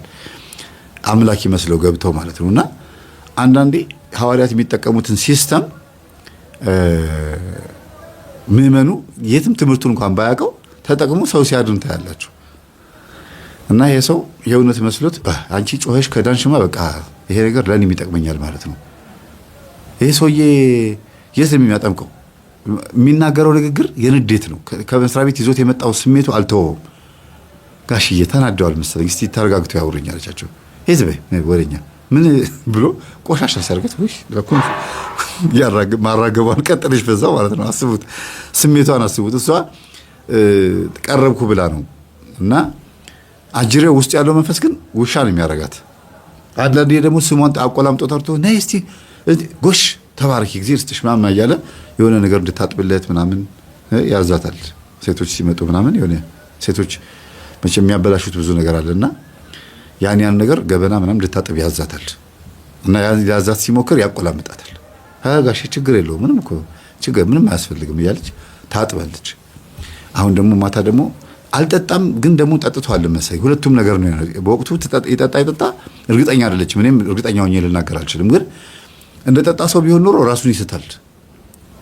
አልጠጣም ብል ኖሮ ደግሞ የተረጋጋ ሰው ይሆን ነበረ። ሳይጠጣ አውቀዋለሁ አለች። ወይ ተናዶ ነው የመጣው። በቃ እኔ ስደመድም ነጋ በዛው ቡና እየጠጡ 11 ሰዓት ሆነ። ወደ መስሪያ ቤቱ ሄደ። የራሱ ቢሮ አይደለ ሄዶ ከዛ 4 ሰዓት ላይ መጣና ለጥ ብሎ ተኛ። እንደገና ወደ ቤት መጥቶ ተኛ። ሰውየው ተዘበራርቆበታል አለ ዘበኛው። በቃ እንቅልፉ ተምታቶበታል። አሁን ስራ ሄዶ የሆነ ነገር ሰርቶ ነው የመጣው። ስለዚህ 4 ሰዓት ከተኛ ወደ 10 ሰዓት አካባቢ ይነቃል። መኪናውን አስነስቶ ሄዶ ናይት ክለብ ሊጨፍር ይሄዳል። ወይ ደግሞ ወደ ሊዝናና ነው የሚሄደው። በቃ ዛሬ እንቀርጸዋለን ብሎ ተዘጋጅተዋል። ከእንቅልፉ እንደተነሳ ራሴን አመመኝ ቡና ፊልኝ አላት። ከቤት አልወጣም። ቡና ተፈላለት። ማታ 2 ሰዓት ሆነ። ወካርጌ ልምጣ ብሎ ሲወጣ ጓደኛው ዘበኛው ሊወጡ ነው ጋሽዬ ሊወጣ ነው ደውለትና እንዳይወጣ ንገረው። በቃ በዚሁ ሲንገላወች እንደባለን ነው ያለው። ደውሉለት ምናምን ብሎ ደወለለትና እስቲ እኔ ጋር አለው። 2 ሰዓት ላይ ቡና ፍቶ ከጨረሰ በኋላ ጓደኛው ጋር ሄዶ እዛ ቆይቶ አምሽቶ መጣ። አንድ ቀን ይሄንን ስማ ይሄንን ስብከት አዳምጥ ናሲ ቤት ከሳኒድ ብሎ ታያቅ። ለምን እንትናቸውን ቀይ መስመራቸውን ጠብቀው የሚኖሩት በጣም ብዙ ገንዘብ ያለው ሀብታም እንደሆነ ስለሚያውቅ ማዘዝ ይከብደዋል። ይሄኛው መንፈሳዊው ሰው ወይ መልካሙ ሰው ማለት ነው። መልእክተኛው ልበለው እንዴ። እና ብቻ በአጠቃላይ ማታ ተጫውተው ደግሞ ልክ 4 ሰዓት ላይ ወደ ቤቱ ሲመጣ ደግሞ እራት አቅርቢልኝ አላት። እራት ከተቀረበ በኋላ ደግሞ ቡና ፊልኝ አላት። አሁን እቺ ይሄ ቡና ነገር አስቡት ምን እንደሆነ እንዴት በዛ ነው የሚወጣው። ሳስበው ዛሬ መጠጥ አልጠጣሁም አይደል አለ። አዎ እስቲ አምጪልኝ ከፍሪጅ አላት። ጋሽዬ እስቲ ዛሬ እንኳን ጀግና ሆነ ይዋል እስቲ አይጠጡ አለችው አይደል። እሺ በቃ አላት። ማታ እኮ ግን እንኳን መናጨቁኝ አለች። ቂበኛ ሆነ አይሁን ምን ሆነ አይሁን አነሳችሁ። ለምን ምን አርገሽኝ እኔ እንጃ በቃ እኔ ላወራው ስል ይሄና ብሎ አንቋሸሽኝ። እንዴ ገበኔን አንቺ ስንት ነገር የነካውን የውስጥ ልብሴን ታጥቢልኝ አንቺንማ እንዴት አንቋሸሻለሁ። እንዲያውም ዛሬ ካንቺ ጋር ነው ማድረው አላት። ውይ ታጥቦ ጭቃ ወደ ራሴው አዞርኩት እንዴ አለች። በቃ ሌላ ሴት ከማመጣ እኔ ካንቺ ጋር ለማድረግ አልጀምርም ማለት ደነገጠች እና ሰውነቷ ተንቀጠቀጠባት። ማለት ሁኔታዋ ለራሷ አልተረዳችውም የሆነች ያለችው። መጣው ጋሼ ብላ ስትወጣ ጊዜ በመስኮት ሲያት ዘበኛው ጥበቃው ጋር ሄዳ እያወራች ነው። ኦኬ እኔ በሌለበት ሰዓት ተግባብተዋል ማለት ነው እነዚህ ሰዎች። አይሁን በቃ አልነካበትም ብሎ ዝም አለ። ከዛ ተመልሳ መጣችና ጋሼ እኔ እንዳለ ነገር ባይሆን ደስ ይለኛል። እኔ ምንም አላውቅምና ጥበቃውን ሄጄ ያናገርኩት ሌላ ነገር አይደለም። እንደው አንዳንድ ነገር ላወራው ትፈልጊ ይሆን ነበር። ምን እሱ የሚምጣ ጓደኛሽ ነው አላት። ኧረ አይደለም ምንም አልተግባባንም፣ በዚህ ጉዳይ አልተግባባንም ማለት። ምክንያቱም እሱ ከገጠር ሲመጣ የአንድ ልጅ አባት ነው እና እዛ ልጅ ጥሎ ነው የመጣው። ሚስቱን ይወዳታል። ስለ ሚስቱ ሁሉ ጊዜ በየቀኑ ነው የሚነግራት። እንዲሆኝ ይሄን ትምህርት ልክላታለሁ፣ እንደው አንድ ጊዜ ጋሽዬ ቢፈቅዱልኝ ደርሼ በመጣ ምናምን እያለ ይነግራታል። እና ስለ ሚስቱ ነው በተደጋጋሚ የሚነግራት። ናፈቀችኝ ምናምን እያለ ከዛ መጡ ቁጭ አሉ። ጓደኛ ማቾች ናችሁ አላቸው። አይደለንም፣ እንዲያውም ስለ ሚስቱ ሁሌ ነው የሚነግረኝ። ሚስቱ እንደናፈቀችው ጋሽዬ ቢፈቅዱልኝ አንድ ቀን ደርሼ በመጣ ነው። ኧረ መሄድ ትችላለህ፣ ምን ችግር አለው? መሄድ ትችላለች። እሷ ብቻዋን እኮ አሁን ለምዳለች እኮ። እኔ ብቻዋን እንዳትሆን ብዬ ነው እንዳልጠቃም ብዬ ነው እንጂ ችግር የለውም አሉ። ከዛ ደስ አለው። በቃ መምህር ተስፋዬ ጋር ሄጄ ትምህርቱን በፍላሽ ጭኜ እንደዚህ አድርጌ ማን ነው እሱ አለው። ጋሽዬ ማታ እኮ ትምህርቱን እያዩት ነበር እኮ። ቄሱ ነው እንዴ? ጊዜ የእሳቸው ልጅ ነው። ያው አንድ ናቸው፣ 3 ናቸው። መምህር ግርማ ይባላሉ። ምን አልከኝ አለው እንደዚህ ብሎ። መምህር ግርማ ይሄ ትናንት ያየሁት ቄስ የመምህር ግርማ ልጅ ነው እንዴ? አዎ የመንፈስ ልጃቸው ናቸው። ከእሳቸው ነው ሁሉም የተማሩት። መምህር ተስፋዬ የሚለውን ትምህርት ብታዳምጠው ነው ይጠቅምሃል በጣም ብዙ። እስቲ ክፈችው አላት። መደበሪያ የሚፈልገው እና ደግሞ በሀብቱ በጣም ቶፕ ደረጃ የደረሰ ስለሆነ ሁሉ ነገር የሚያወራው ከንቀት አንጻር ነው። እና ከፈተችለት መሄድ ትችላለህ ምናምን እያወሩ የኔ ትምህርት 10ኛ ነው ምናምን ደቂቃ ላይ ደርሷል። ከዛ ሊያዳምጥ ሲሞክር ጋሽዬ ይሄን ትምህርት ከመጀመሪያው ካልሰሙት አይገባውትም አለችው። ተይው እባክሽ ለፍልፍ ምን ቀላል ነው ብሎ ያው ደህና ሰው አለ ብለሽ ነው አሁን ቤተክርስቲያን ማም ይላታል። ጋሽዬ ግድ የለውም እንዲያውም ጥሩን ትምህርት ነው የከፈትኩለት ወደ ኋላ ያርጉት ነው የስሙት። ከዛ ስለ ፈስ ነበር ያስተማርኩት። አውቃ ፈታ የሚያደርግ ትምህርት አቅርባ ነው እኮ በጣም እኮ ብልጥ ናት። አያችሁ ሴት ስለ ፈስ ምናምን ያስተማርኩትን አምጥታ ሲስቅ አመሸ። እዲ እንደዚህም አለ እንደዚህ ሌላ ክፍች እያላት እስከ ምሽቱ 7 ሰዓት ድረስ ቆዩ። ትምህርቱን እያዳመጠ ቆየና በማግስቱ እኔ ጋር መጣ። ይሄ ጥበቃ እኔ ጋር መጣ። ተስተካክሏል መምህርዬ፣ እንደዚህ አይነት ነገር ላይ ደርሰናል። ይሄው ፈቅዶልኝ ዛሬ በፍላሽ ትምህርቱን ጭኜ ወስጄ ፍላሽ እግዚአብሔር ይስጥ። በዚህ አጋጣሚ እንዲህ አይነት ፍላሽ ያመጣችሁልኝ ሰዎች በጣም ነው የማመሰግነው። ይሄ አያችሁት፣ ይሄ ፍላሽ እንዴት እንደሚጠቅም በዚህ በኩል ስልክ ላይ ይሰካል፣ በዚህ በኩል ደግሞ ላፕቶፕ ላይ ይሰካል። በጣም ብዙ ነበር ያመጣችሁልኝ። ትምህርት ጭኜለት ወደ 20 ምናምን የሚሆን ፍላሽ ሰጥቼው ገጠር ላይ ይዞ ሄደ። ሚስቱን አገኘ። ደግሞ ብር ሰጥቶታል። የሚገርማችሁ ወደ 30 ምናምን ሺህ ብር። በቃ ደስ አለው ዘበኛው። በቃ ጥበቃው አገሬ ድርሽ ይመጣሉ አለ። ሄደ። ከዛ መሄድ ይችላል፣ መመለስ ግን አልቻለም። በጣም ነው የገረመው። ለምን ይሄ እንትን በክልል ደረጃ ፋኖ ምናምን ተብሎ እንደዚህ የሆነ ብቻ በአንዳንድ ጉዳዮች መመለስ አልቻለም፣ መውጣት አልቻለም። በቃ ጭራሽ ሊያስታጥቁት ምናምን ሆነ።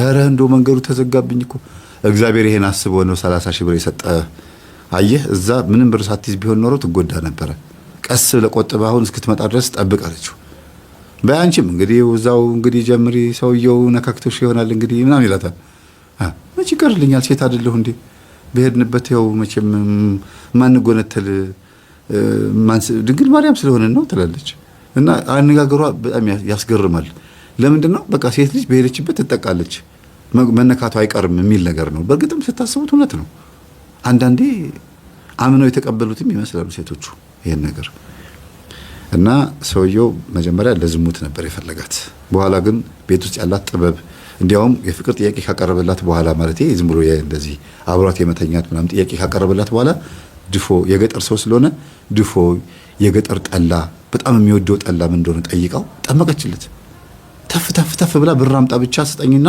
እኔ የሚያስፈልገው ዶሮ ወጥ አንቺ የሁሉ ጊዜ ሰራተኛ ነሽ ስትሰሪ ምን ነው ይሄን ጋሽዬ እኔ ሰራተኛና እንትን አንድ ነው ልትለዋለች ምን አሁንም አቀረቡኝ እኮ አሁንም እኮ ጨኔ ማከል ገቡ እኮ ትላለች ስለዚህ ከክልልህ ነው ሲል ጊዜ ሐላሳ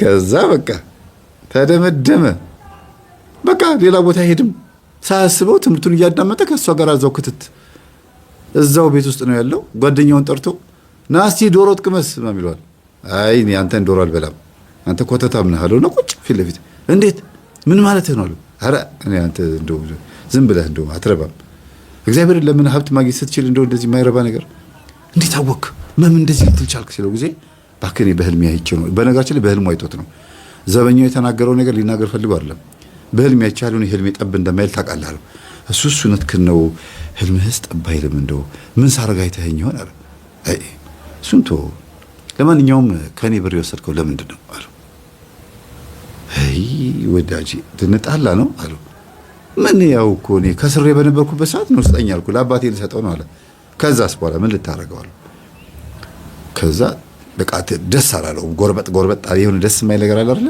በል እኔ እናንተ ወዳጅነታችን እንዲህ እኮ ወዳጅነታችንም ራሱ እስከ ምን ድረስ ነው እኔ እናንተ ወዳጅ ይሆን ነው በምን ምክንያት ነው እንዴ አንተ ጠጭነህ እጅግ በጣም እንትን እኔ ደግሞ አንገናኝም ጭራሽ እኔ ሌላ ላይፍ ያለኝ ሰው ላይ እንዴት ነው እናንተ ወዳጅ ይሆን ነው እኔ ከቤት ወጥቼ አላውቅም አንተ ነህ እኔ ጋር የምትመጣው እኔ እናንተ አብረን የነበርን ሰዎች ብንሆንም እጅግ በጣም አስብልሃለሁ ታውቃለህ ከኔ ከወዳጅህ ብር ወስደህ ከኔ ከወዳጅህ ልብስ ካናቴራ ወስደህ እንደዚህ ታረጋለህ ሲሉ ጊዜ እኔ እንደዚህ አላልኩም እኔ ብር ብቻ ነው የወሰድኩት ካናቴራ አልወሰድኩም ማለት ተው እሱን እንኳን የጠፋብኝን ካናቴራ አንተ ላይ አይቼዋለሁ አርገኸዋል ለማንኛውም እኔ ፊት ለፊት የነገርኩህ ድብብቆሽ ስለማረው ታውቀኛለህ ለአንተ ክፉ አይደለሁም አሁን ንስሐ ግባ እኔ ቆራቢ ሰው ነኝ እኔ መቆረብ ጀምሬያለሁ ለክርስቶስ ከነገርኩት ትንበጫበጫለህ አሁንም ድጋሚ ያለህን ሀብት ታጣለህ ወደ መጣችሁበት ተመለሱ ብዬ መናፍስቶቹን ከነገርኳቸው አለቀልህ አለው የምን መንፈስ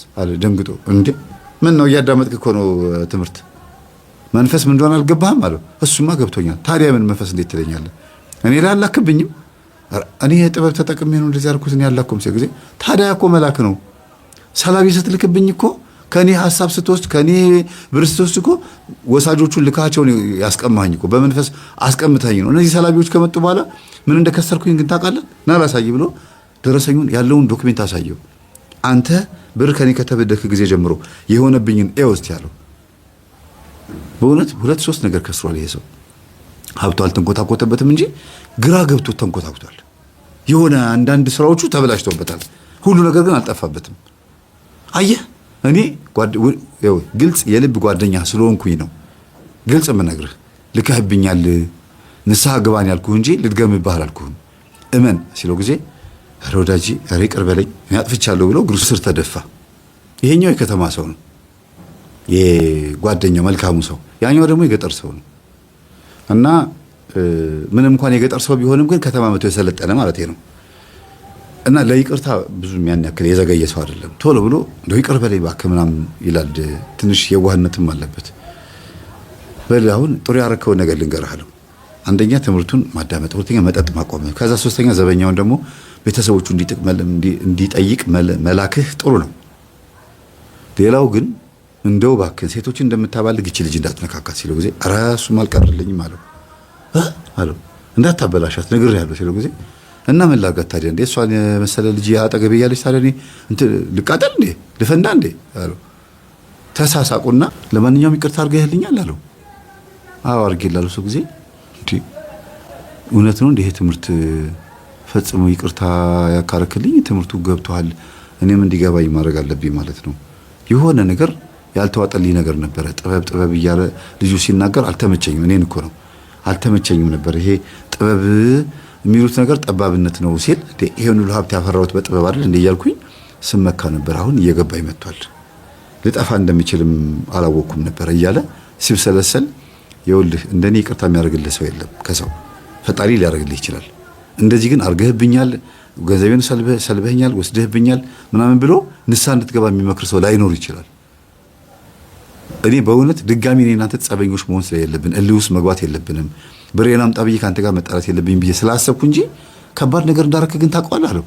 አዎ ከባድ ነገር ነው ያደረኩት። ኧረ እሱ ብቻ አይደለም እኔ እነግርሃለሁ አባቴ እኮ ነው ይሄ ሁሉ ጉድ ያደረገኝ። ከየቤቱ እየሄድክ እየለመንክ ሀብት ንብረት ማግኘት የምትችልበትን ነገር አሳያለሁ። ለምን አምጣና ከሁሉም ቤት የለመንከውን ብርም ሆነ ምግብ ይዘህናና ላስደግምልህ ብሎ ነው የተደገመብኝ አለው። በል እንደዛ ከሆነ ወደ እግዚአብሔር ስትመለስ አካውንትህ ላይ ያለው ገንዘብ ብቻ ነው ያንተ ሊሆን የሚችለው። ንብረት የኔ ነው ብለህ የምታስበው ነገር የኔ ነው ብለህ አትጠብቅ። በሆነ ምክንያት የሆነ ችግር ውስጥ ልትገባ ትችላለህ። ለምን ከእግዚአብሔር ጋር ሆነ ያልሰበሰብከው ንብረት ሊበላሽ ይችላል። ካሁኑ አስብበታለሁ። እና ቤት ሁለቱም የራሳቸው መኖሪያ ቤት ነው። ተከራይተው አይደለም የሚኖሩት፣ ገዝተው ነው የገቡት። ምን ያርገው? ከዛ አባቱ ጋር ደውሎ አባቴ አቤት በቃ ካሁን በኋላ ወደ እግዚአብሔር ተመልሻለሁ። እንዴ ድሮንስ ከባንጋ ነበርክ እንዴ? አባቴ እኔ ግን በጣም ከባድ ነገር ሸውዶሃል አለው። እንዴት? በቃ ካህናት፣ ቀሳውስት፣ መርጌቶችና ደብተራዎች ስለሚደግሙልህ ወይም ከነሱ ጋር ስለምትውል የነሱ የሆነ ነገር የእግዚአብሔር ነው ብለን የምታስበው ሲል ጊዜ ኋላ እና ታዲያ እንዴ ጥበብ ታዲያ ከእግዚአብሔር ይላሉ። አባቴ ስንት ነገር የማታውቀው ነገር አለ። ለማንኛውም ይሁን እስቲ ስመጣ እናወራለን። ከእግዚአብሔር ልትሄድ ነው ድሮንስ አንተ ወደ እግዚአብሔር ተመልሻለሁ የምትለው የት ሄደህ ነበር አሉት። በጣም ምስኪን ናቸው አይደል? የዋህ ናቸው። እንደዚህ ነው የሚያስቡት እንግዲህ አብዛኞቹ የገጠር ሰዎች። እነዚህ ሰዎች ናቸው ሲያደርጉት እንዳደረጉት አድርገው የማያስቡት፣ መተት እንዳደረጉ አድርገው የማያስቡት። ሰላቢም የሰው ዕውቀትም ለመስለብም ሆነ የሰው ገንዘብ ለመስለብ እስቲ የጓደኛህን ደብተር አምጣ ይሉታል። ያስቡት። ከዛ የጓደኛውን ደብተር ሲያመጣ በል እንደሱ ጎበዝ ትሆናለህ። ከክፍል ውስጥ ጎበዝ ተማሪ የለማ የእሱን ደብተር ተውሰህ አምጣ ይሉታል። ደብተር እንዳትሰጡ የሚባለው ለዚህ ነው። መሀል ደብተሩ ላይ ወይ የሰው አይነ ምድር ሰገራ ይለቀለቃል፣ ወይ በቀይ እስክሪብቶ ይቸከቸክበታል፣ ወይ ገጽ ተገንጥሎ ምን ይደረጋል? ይወሰዳል። ከዛ የዚህ ልጅ እንትን ዕውቀት ይሰለብና ለዚህኛው ልጅ ይሰጣል። ወይ ሼር ያደርጋሉ ማለት ነው። እኩል አንደኛ ይወጣሉ ወይ ሁለተኛ ይወጣሉ። እና በጉብዝናው አይደለም አንደኛ ሁለተኛ የሚወጣው በስልብና ነው። ዕውቀት ለመስለብ ይሄንን እንደምንድን ነው የሚያዩት? እንደ ጥበብ ነው የሚያዩት እንጂ እንደ መጥፎ ነገር አያዩትም። ምን ችግር አለው? ብዙ ሀብት አለ። አዎ የሀብት ክፍፍል ይባላሉ።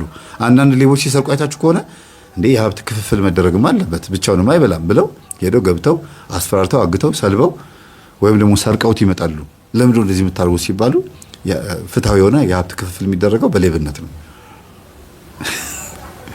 እና ልክ እንደዚህ በጎ ነገር ያደርጉ እየመሰላቸው ሰዎችን ሲሰልቡ መጥፎ ነገር እንዳደረጉ ማይቆጥራሉ። ይሄ እኮ ምንም ማለት አይደለም ይላሉ። በደብተራ ደረጃ በመርጌታ ደረጃ ሀብታም ቤት እየሄዱ ሲሰልቡ አስራት በኩራት ገንዘቦቻቸውንና የተለያዩ ለልማት ብለው ሲወስዱ የእውነት በጎ ነገር እንዳደረጉ አድርገው ነው የሚያስቡት። እንግዲህ በአገልጋይ ደረጃ ተውት። እዚህ ጋር ብዙ መግባት አልፈልግም። ሌላ ኮተት ውስጥ ይከተናል። እና በቃ ከዚህ ቤት እንዳትወጣ፣ ወደ መጠጥ ቤት እንዳትሄድ። ካሁን በኋላ መጠጥ ቤት የምትሄድ ከሆነ እኔ ሚስጥርህን ለሰው ለአደባባይ ለምናከረዋል። ኧረ እንደዚህ ያለ ነገር ጥሩ አይደለም። ለመምህር ተስፋዬም እንዳትነግረዋል። እሱማ መስማቱ አይቀርም አለ እኮ በእኔ ራሴ እነግረዋለሁ። እንዲህ ያለ ነገር እንዳትናገራል። ወደ ቤቱ ተመልሶ ገባ። ሰራተኛዋ አብሮት ነው የገቡት። በነገራችን አብረው ገቡ። ነይ ብሎ ጠራትና ሰራተኛዋን ሁሉን ነገር ጥሩ ነው የሆነው።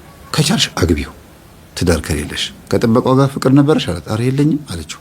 እሱ ወደ ሚስቱ ነው ሄደው። በቃ እንደዛ ከሆነ አግቢው እና ቻዩ። እንግዲህ ትንሽ ካገባ ከወለደ በኋላ ደግሞ እንደገና ሊያገረሽበት ይችላል። ካሁኑ ግን አንቺ መንፈሳዊት ሴት ሆኚ እንዲጾም እንዲጸልይ እንዲሰግድ አድርጌው እኔም በዚህ በኩል ወተውተዋለሁ።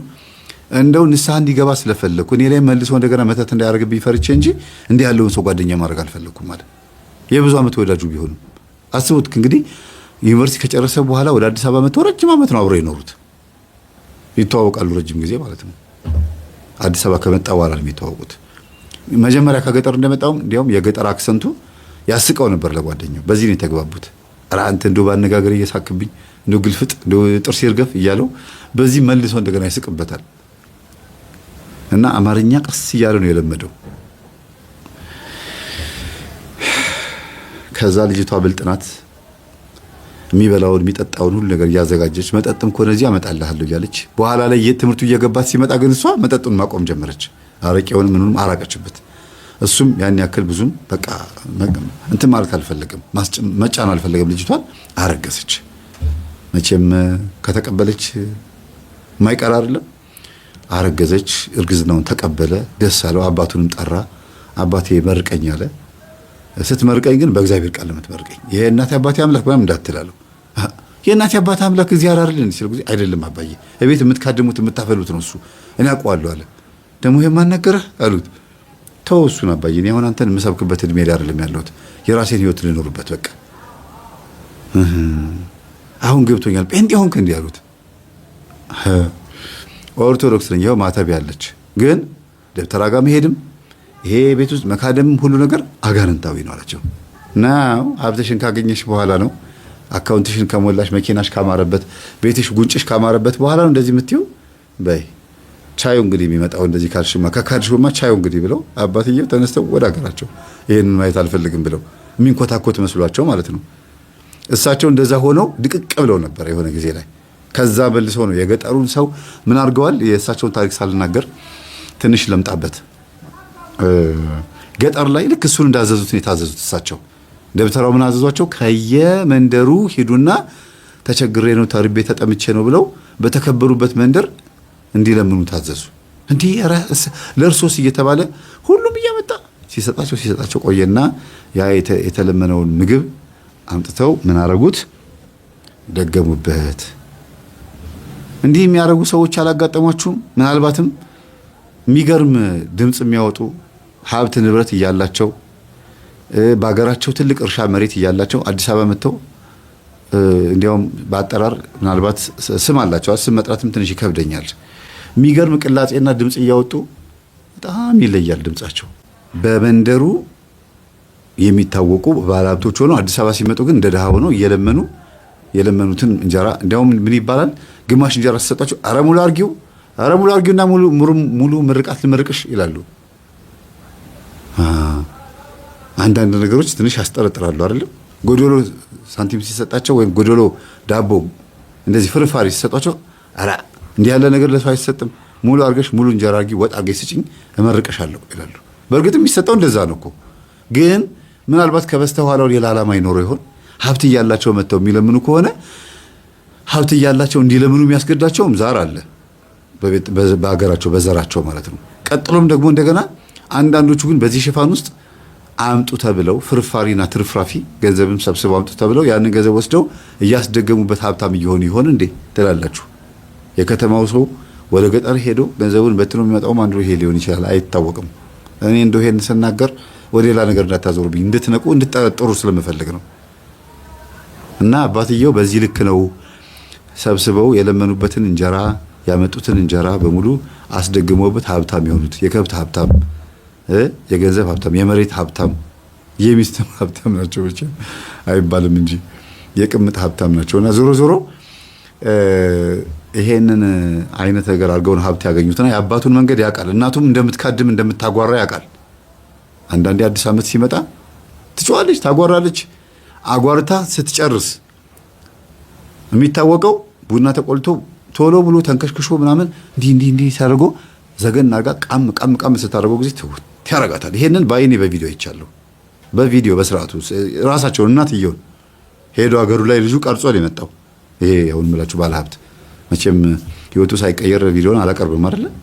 እናቱን ንስሐ ለማስገባት ሲሄድ ይሄን አይቶ ነው የመጣው። በቃ ያጓራሉ፣ ይጮሃሉ። ከዛ ዘግኖ ቃም አደረገ። ትውት ታደረጋቸውና ወደ ልባቸው ወደ ቀልባቸው የሚባለው አይደለም ቀልብ ነው የሚባለው ልብ በእናንተ ግን እኔ ቀልብን ልብ አይደለም ልብ ሌላ ነው ቀልብ ደግሞ አጋንንት ነው ቆሌና ቀልብ የሚባል አጋንንት አለ ወደ ወሎ መስመር አካባቢ ቀልቤን ገፈፍከው ስትሉ ላይ የነበረው ቀልብ መናፍስቱ ደንግጦ ሄደ ቆሌን ገፈፍከው ስትሉ ልክ እንደዛ ነው ይሄ ቀልብ የለውም ከተባለ በውስጥ በኩል ያለው መንፈስ እየተጠየቀ ነው ማለት ነው እና እናቱ እንደዚህ አይነት ሰው ስለሆኑ መጀመሪያ መስገድና መጸለይ የጀመረው ምንድነው ከእናቴ የመጣ የዛር መንፈስ ታሰር ከአባቴ የመጣ የሀብትና የድግምት የዝሙት መንፈስ ታሰር ከአባቱም የዝሙት መንፈስ መጥቷል አባቱ እዛ ሴት ያተራምሳሉ እሱ እዚህ ደግሞ ሴት ያተራምሳል አንድ አይነት ነው የሆነው አሁን እቺ ልጅ የመጨረሻ ትሁን ተብሎ ለመሰየት ተሰጠው በቁመት ትበልጠዋለች በነገራችን ላይ ሴት ረጅም ወንድ አጭር ሲሆን ምን አገባን ዋናው ክርስትና አይደለ ምን ይመለከተናል ዋናው ይደራረሱ ነው የሚባለው አይደለ እና አላልኩም መጥፎ ነገር አልተናገርኩም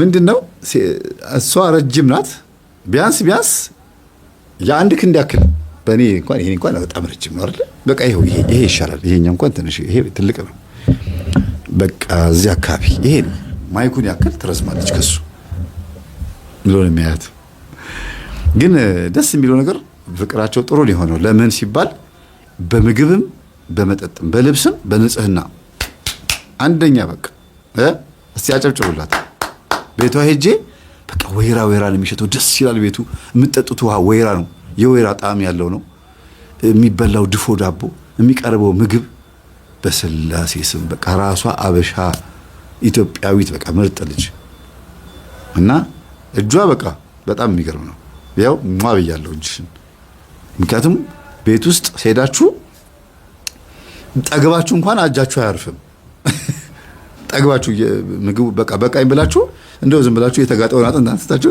አርጋችሁ እንደውሻ ስትኮረሽሙ የምትውሉ ይመስለኛል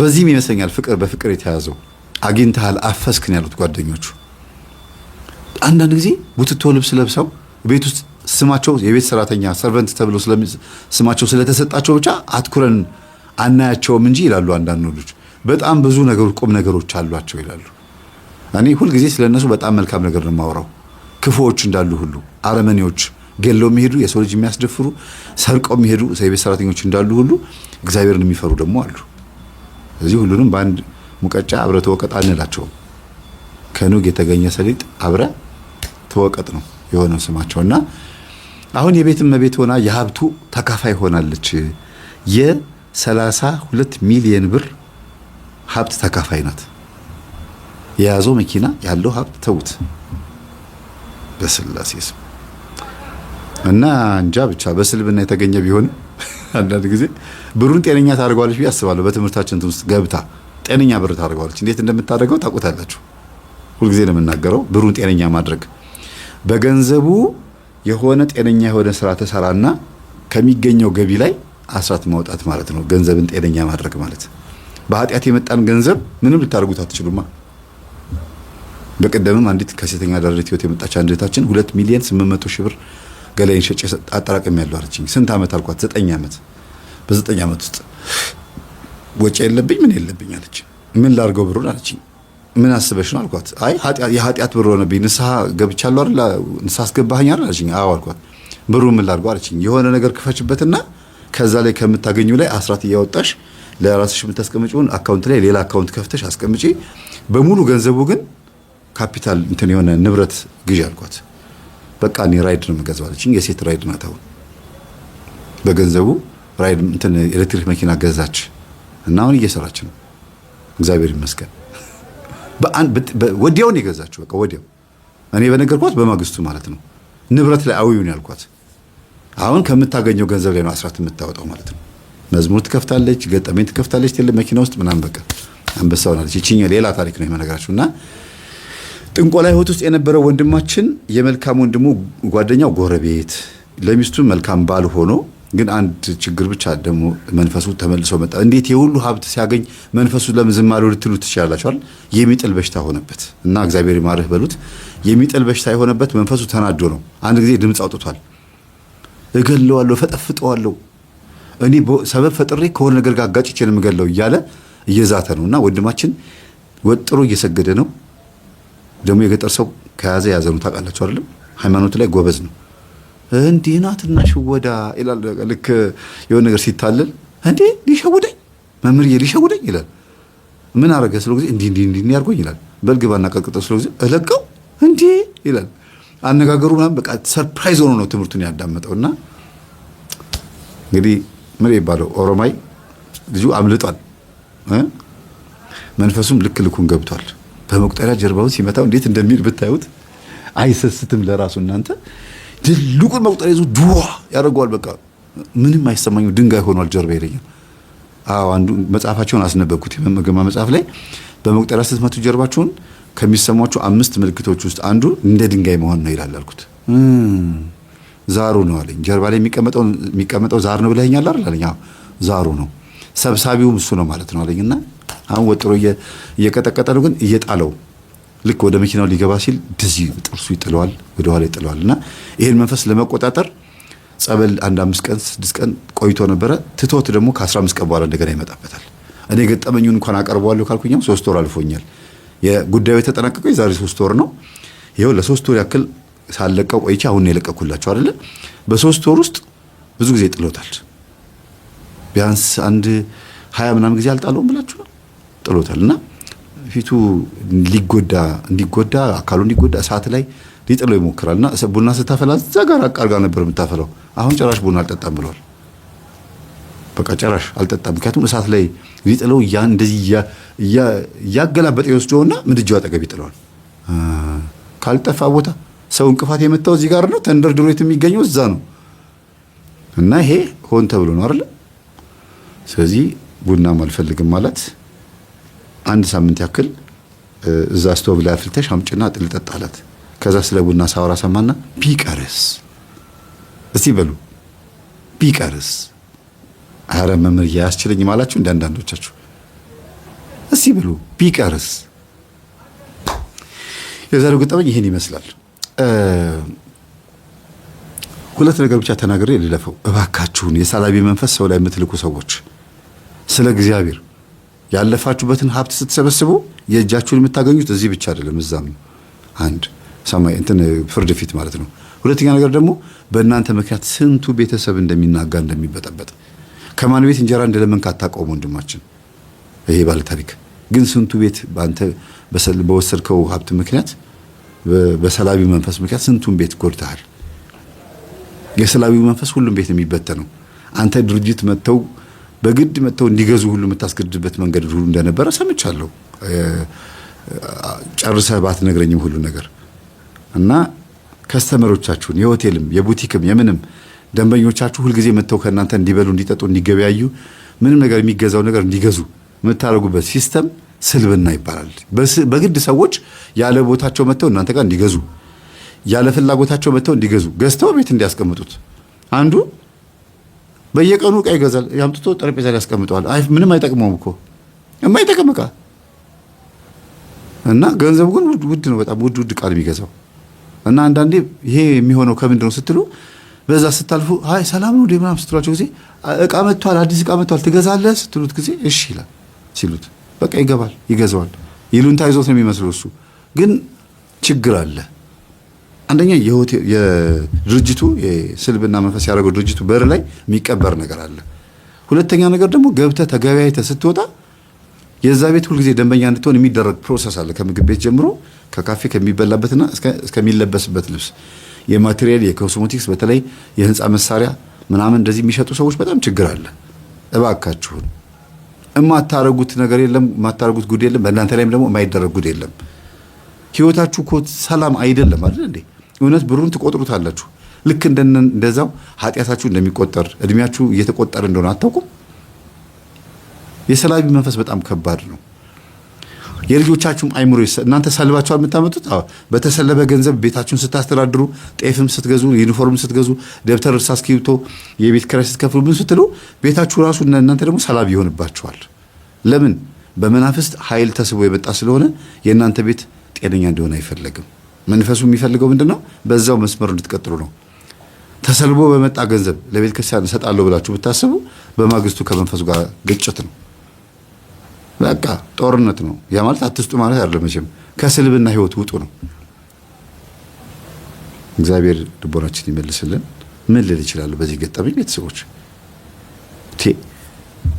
ከሰርኩኝ ሀብት ንብረት ከሰርኩኝ ብሎ ሲናገር አባቱ የሰጡት ምክር አይገርምም? ግን እኔ አሁን ሀብት ንብረት ያለው ይሁን አይሁን አላውቅም፣ መጥቶ ሲለምን የኔ ቢጤ ልሰጠው እችላለሁ። ለዚህ ነው መሰለኝ አባቶቻችን እናቶቻችን እናንተ ትዝ አለኝ ሲሰጥ ለምሳሌ ስለ መድኃኔዓለም ሲሉ ስትሰጡ ስለ መድኃኔዓለም ብላችሁ ትሰጣላችሁ። አጅሮ ተቀማ ማለት ነው። በቃ እንዲያውም ጥሩ ነገር ነው። አሁን ትዝ አለኝ እንደዛ ስጡ። እሺ የኔ ቢጤ ሲመጣ እንጀራም ይሁን ሳንቲምም ስትሰጡ ስለ ማርያም ሲል ጊዜ ይኸው ስለ ማርያም ተብሎ ነው የሚሰጠው። የሞተም ከሆነ ስሙን ስታነሱ የነፍስ ይማር ስለ ብላችሁ ትሰጣላችሁ አይደል?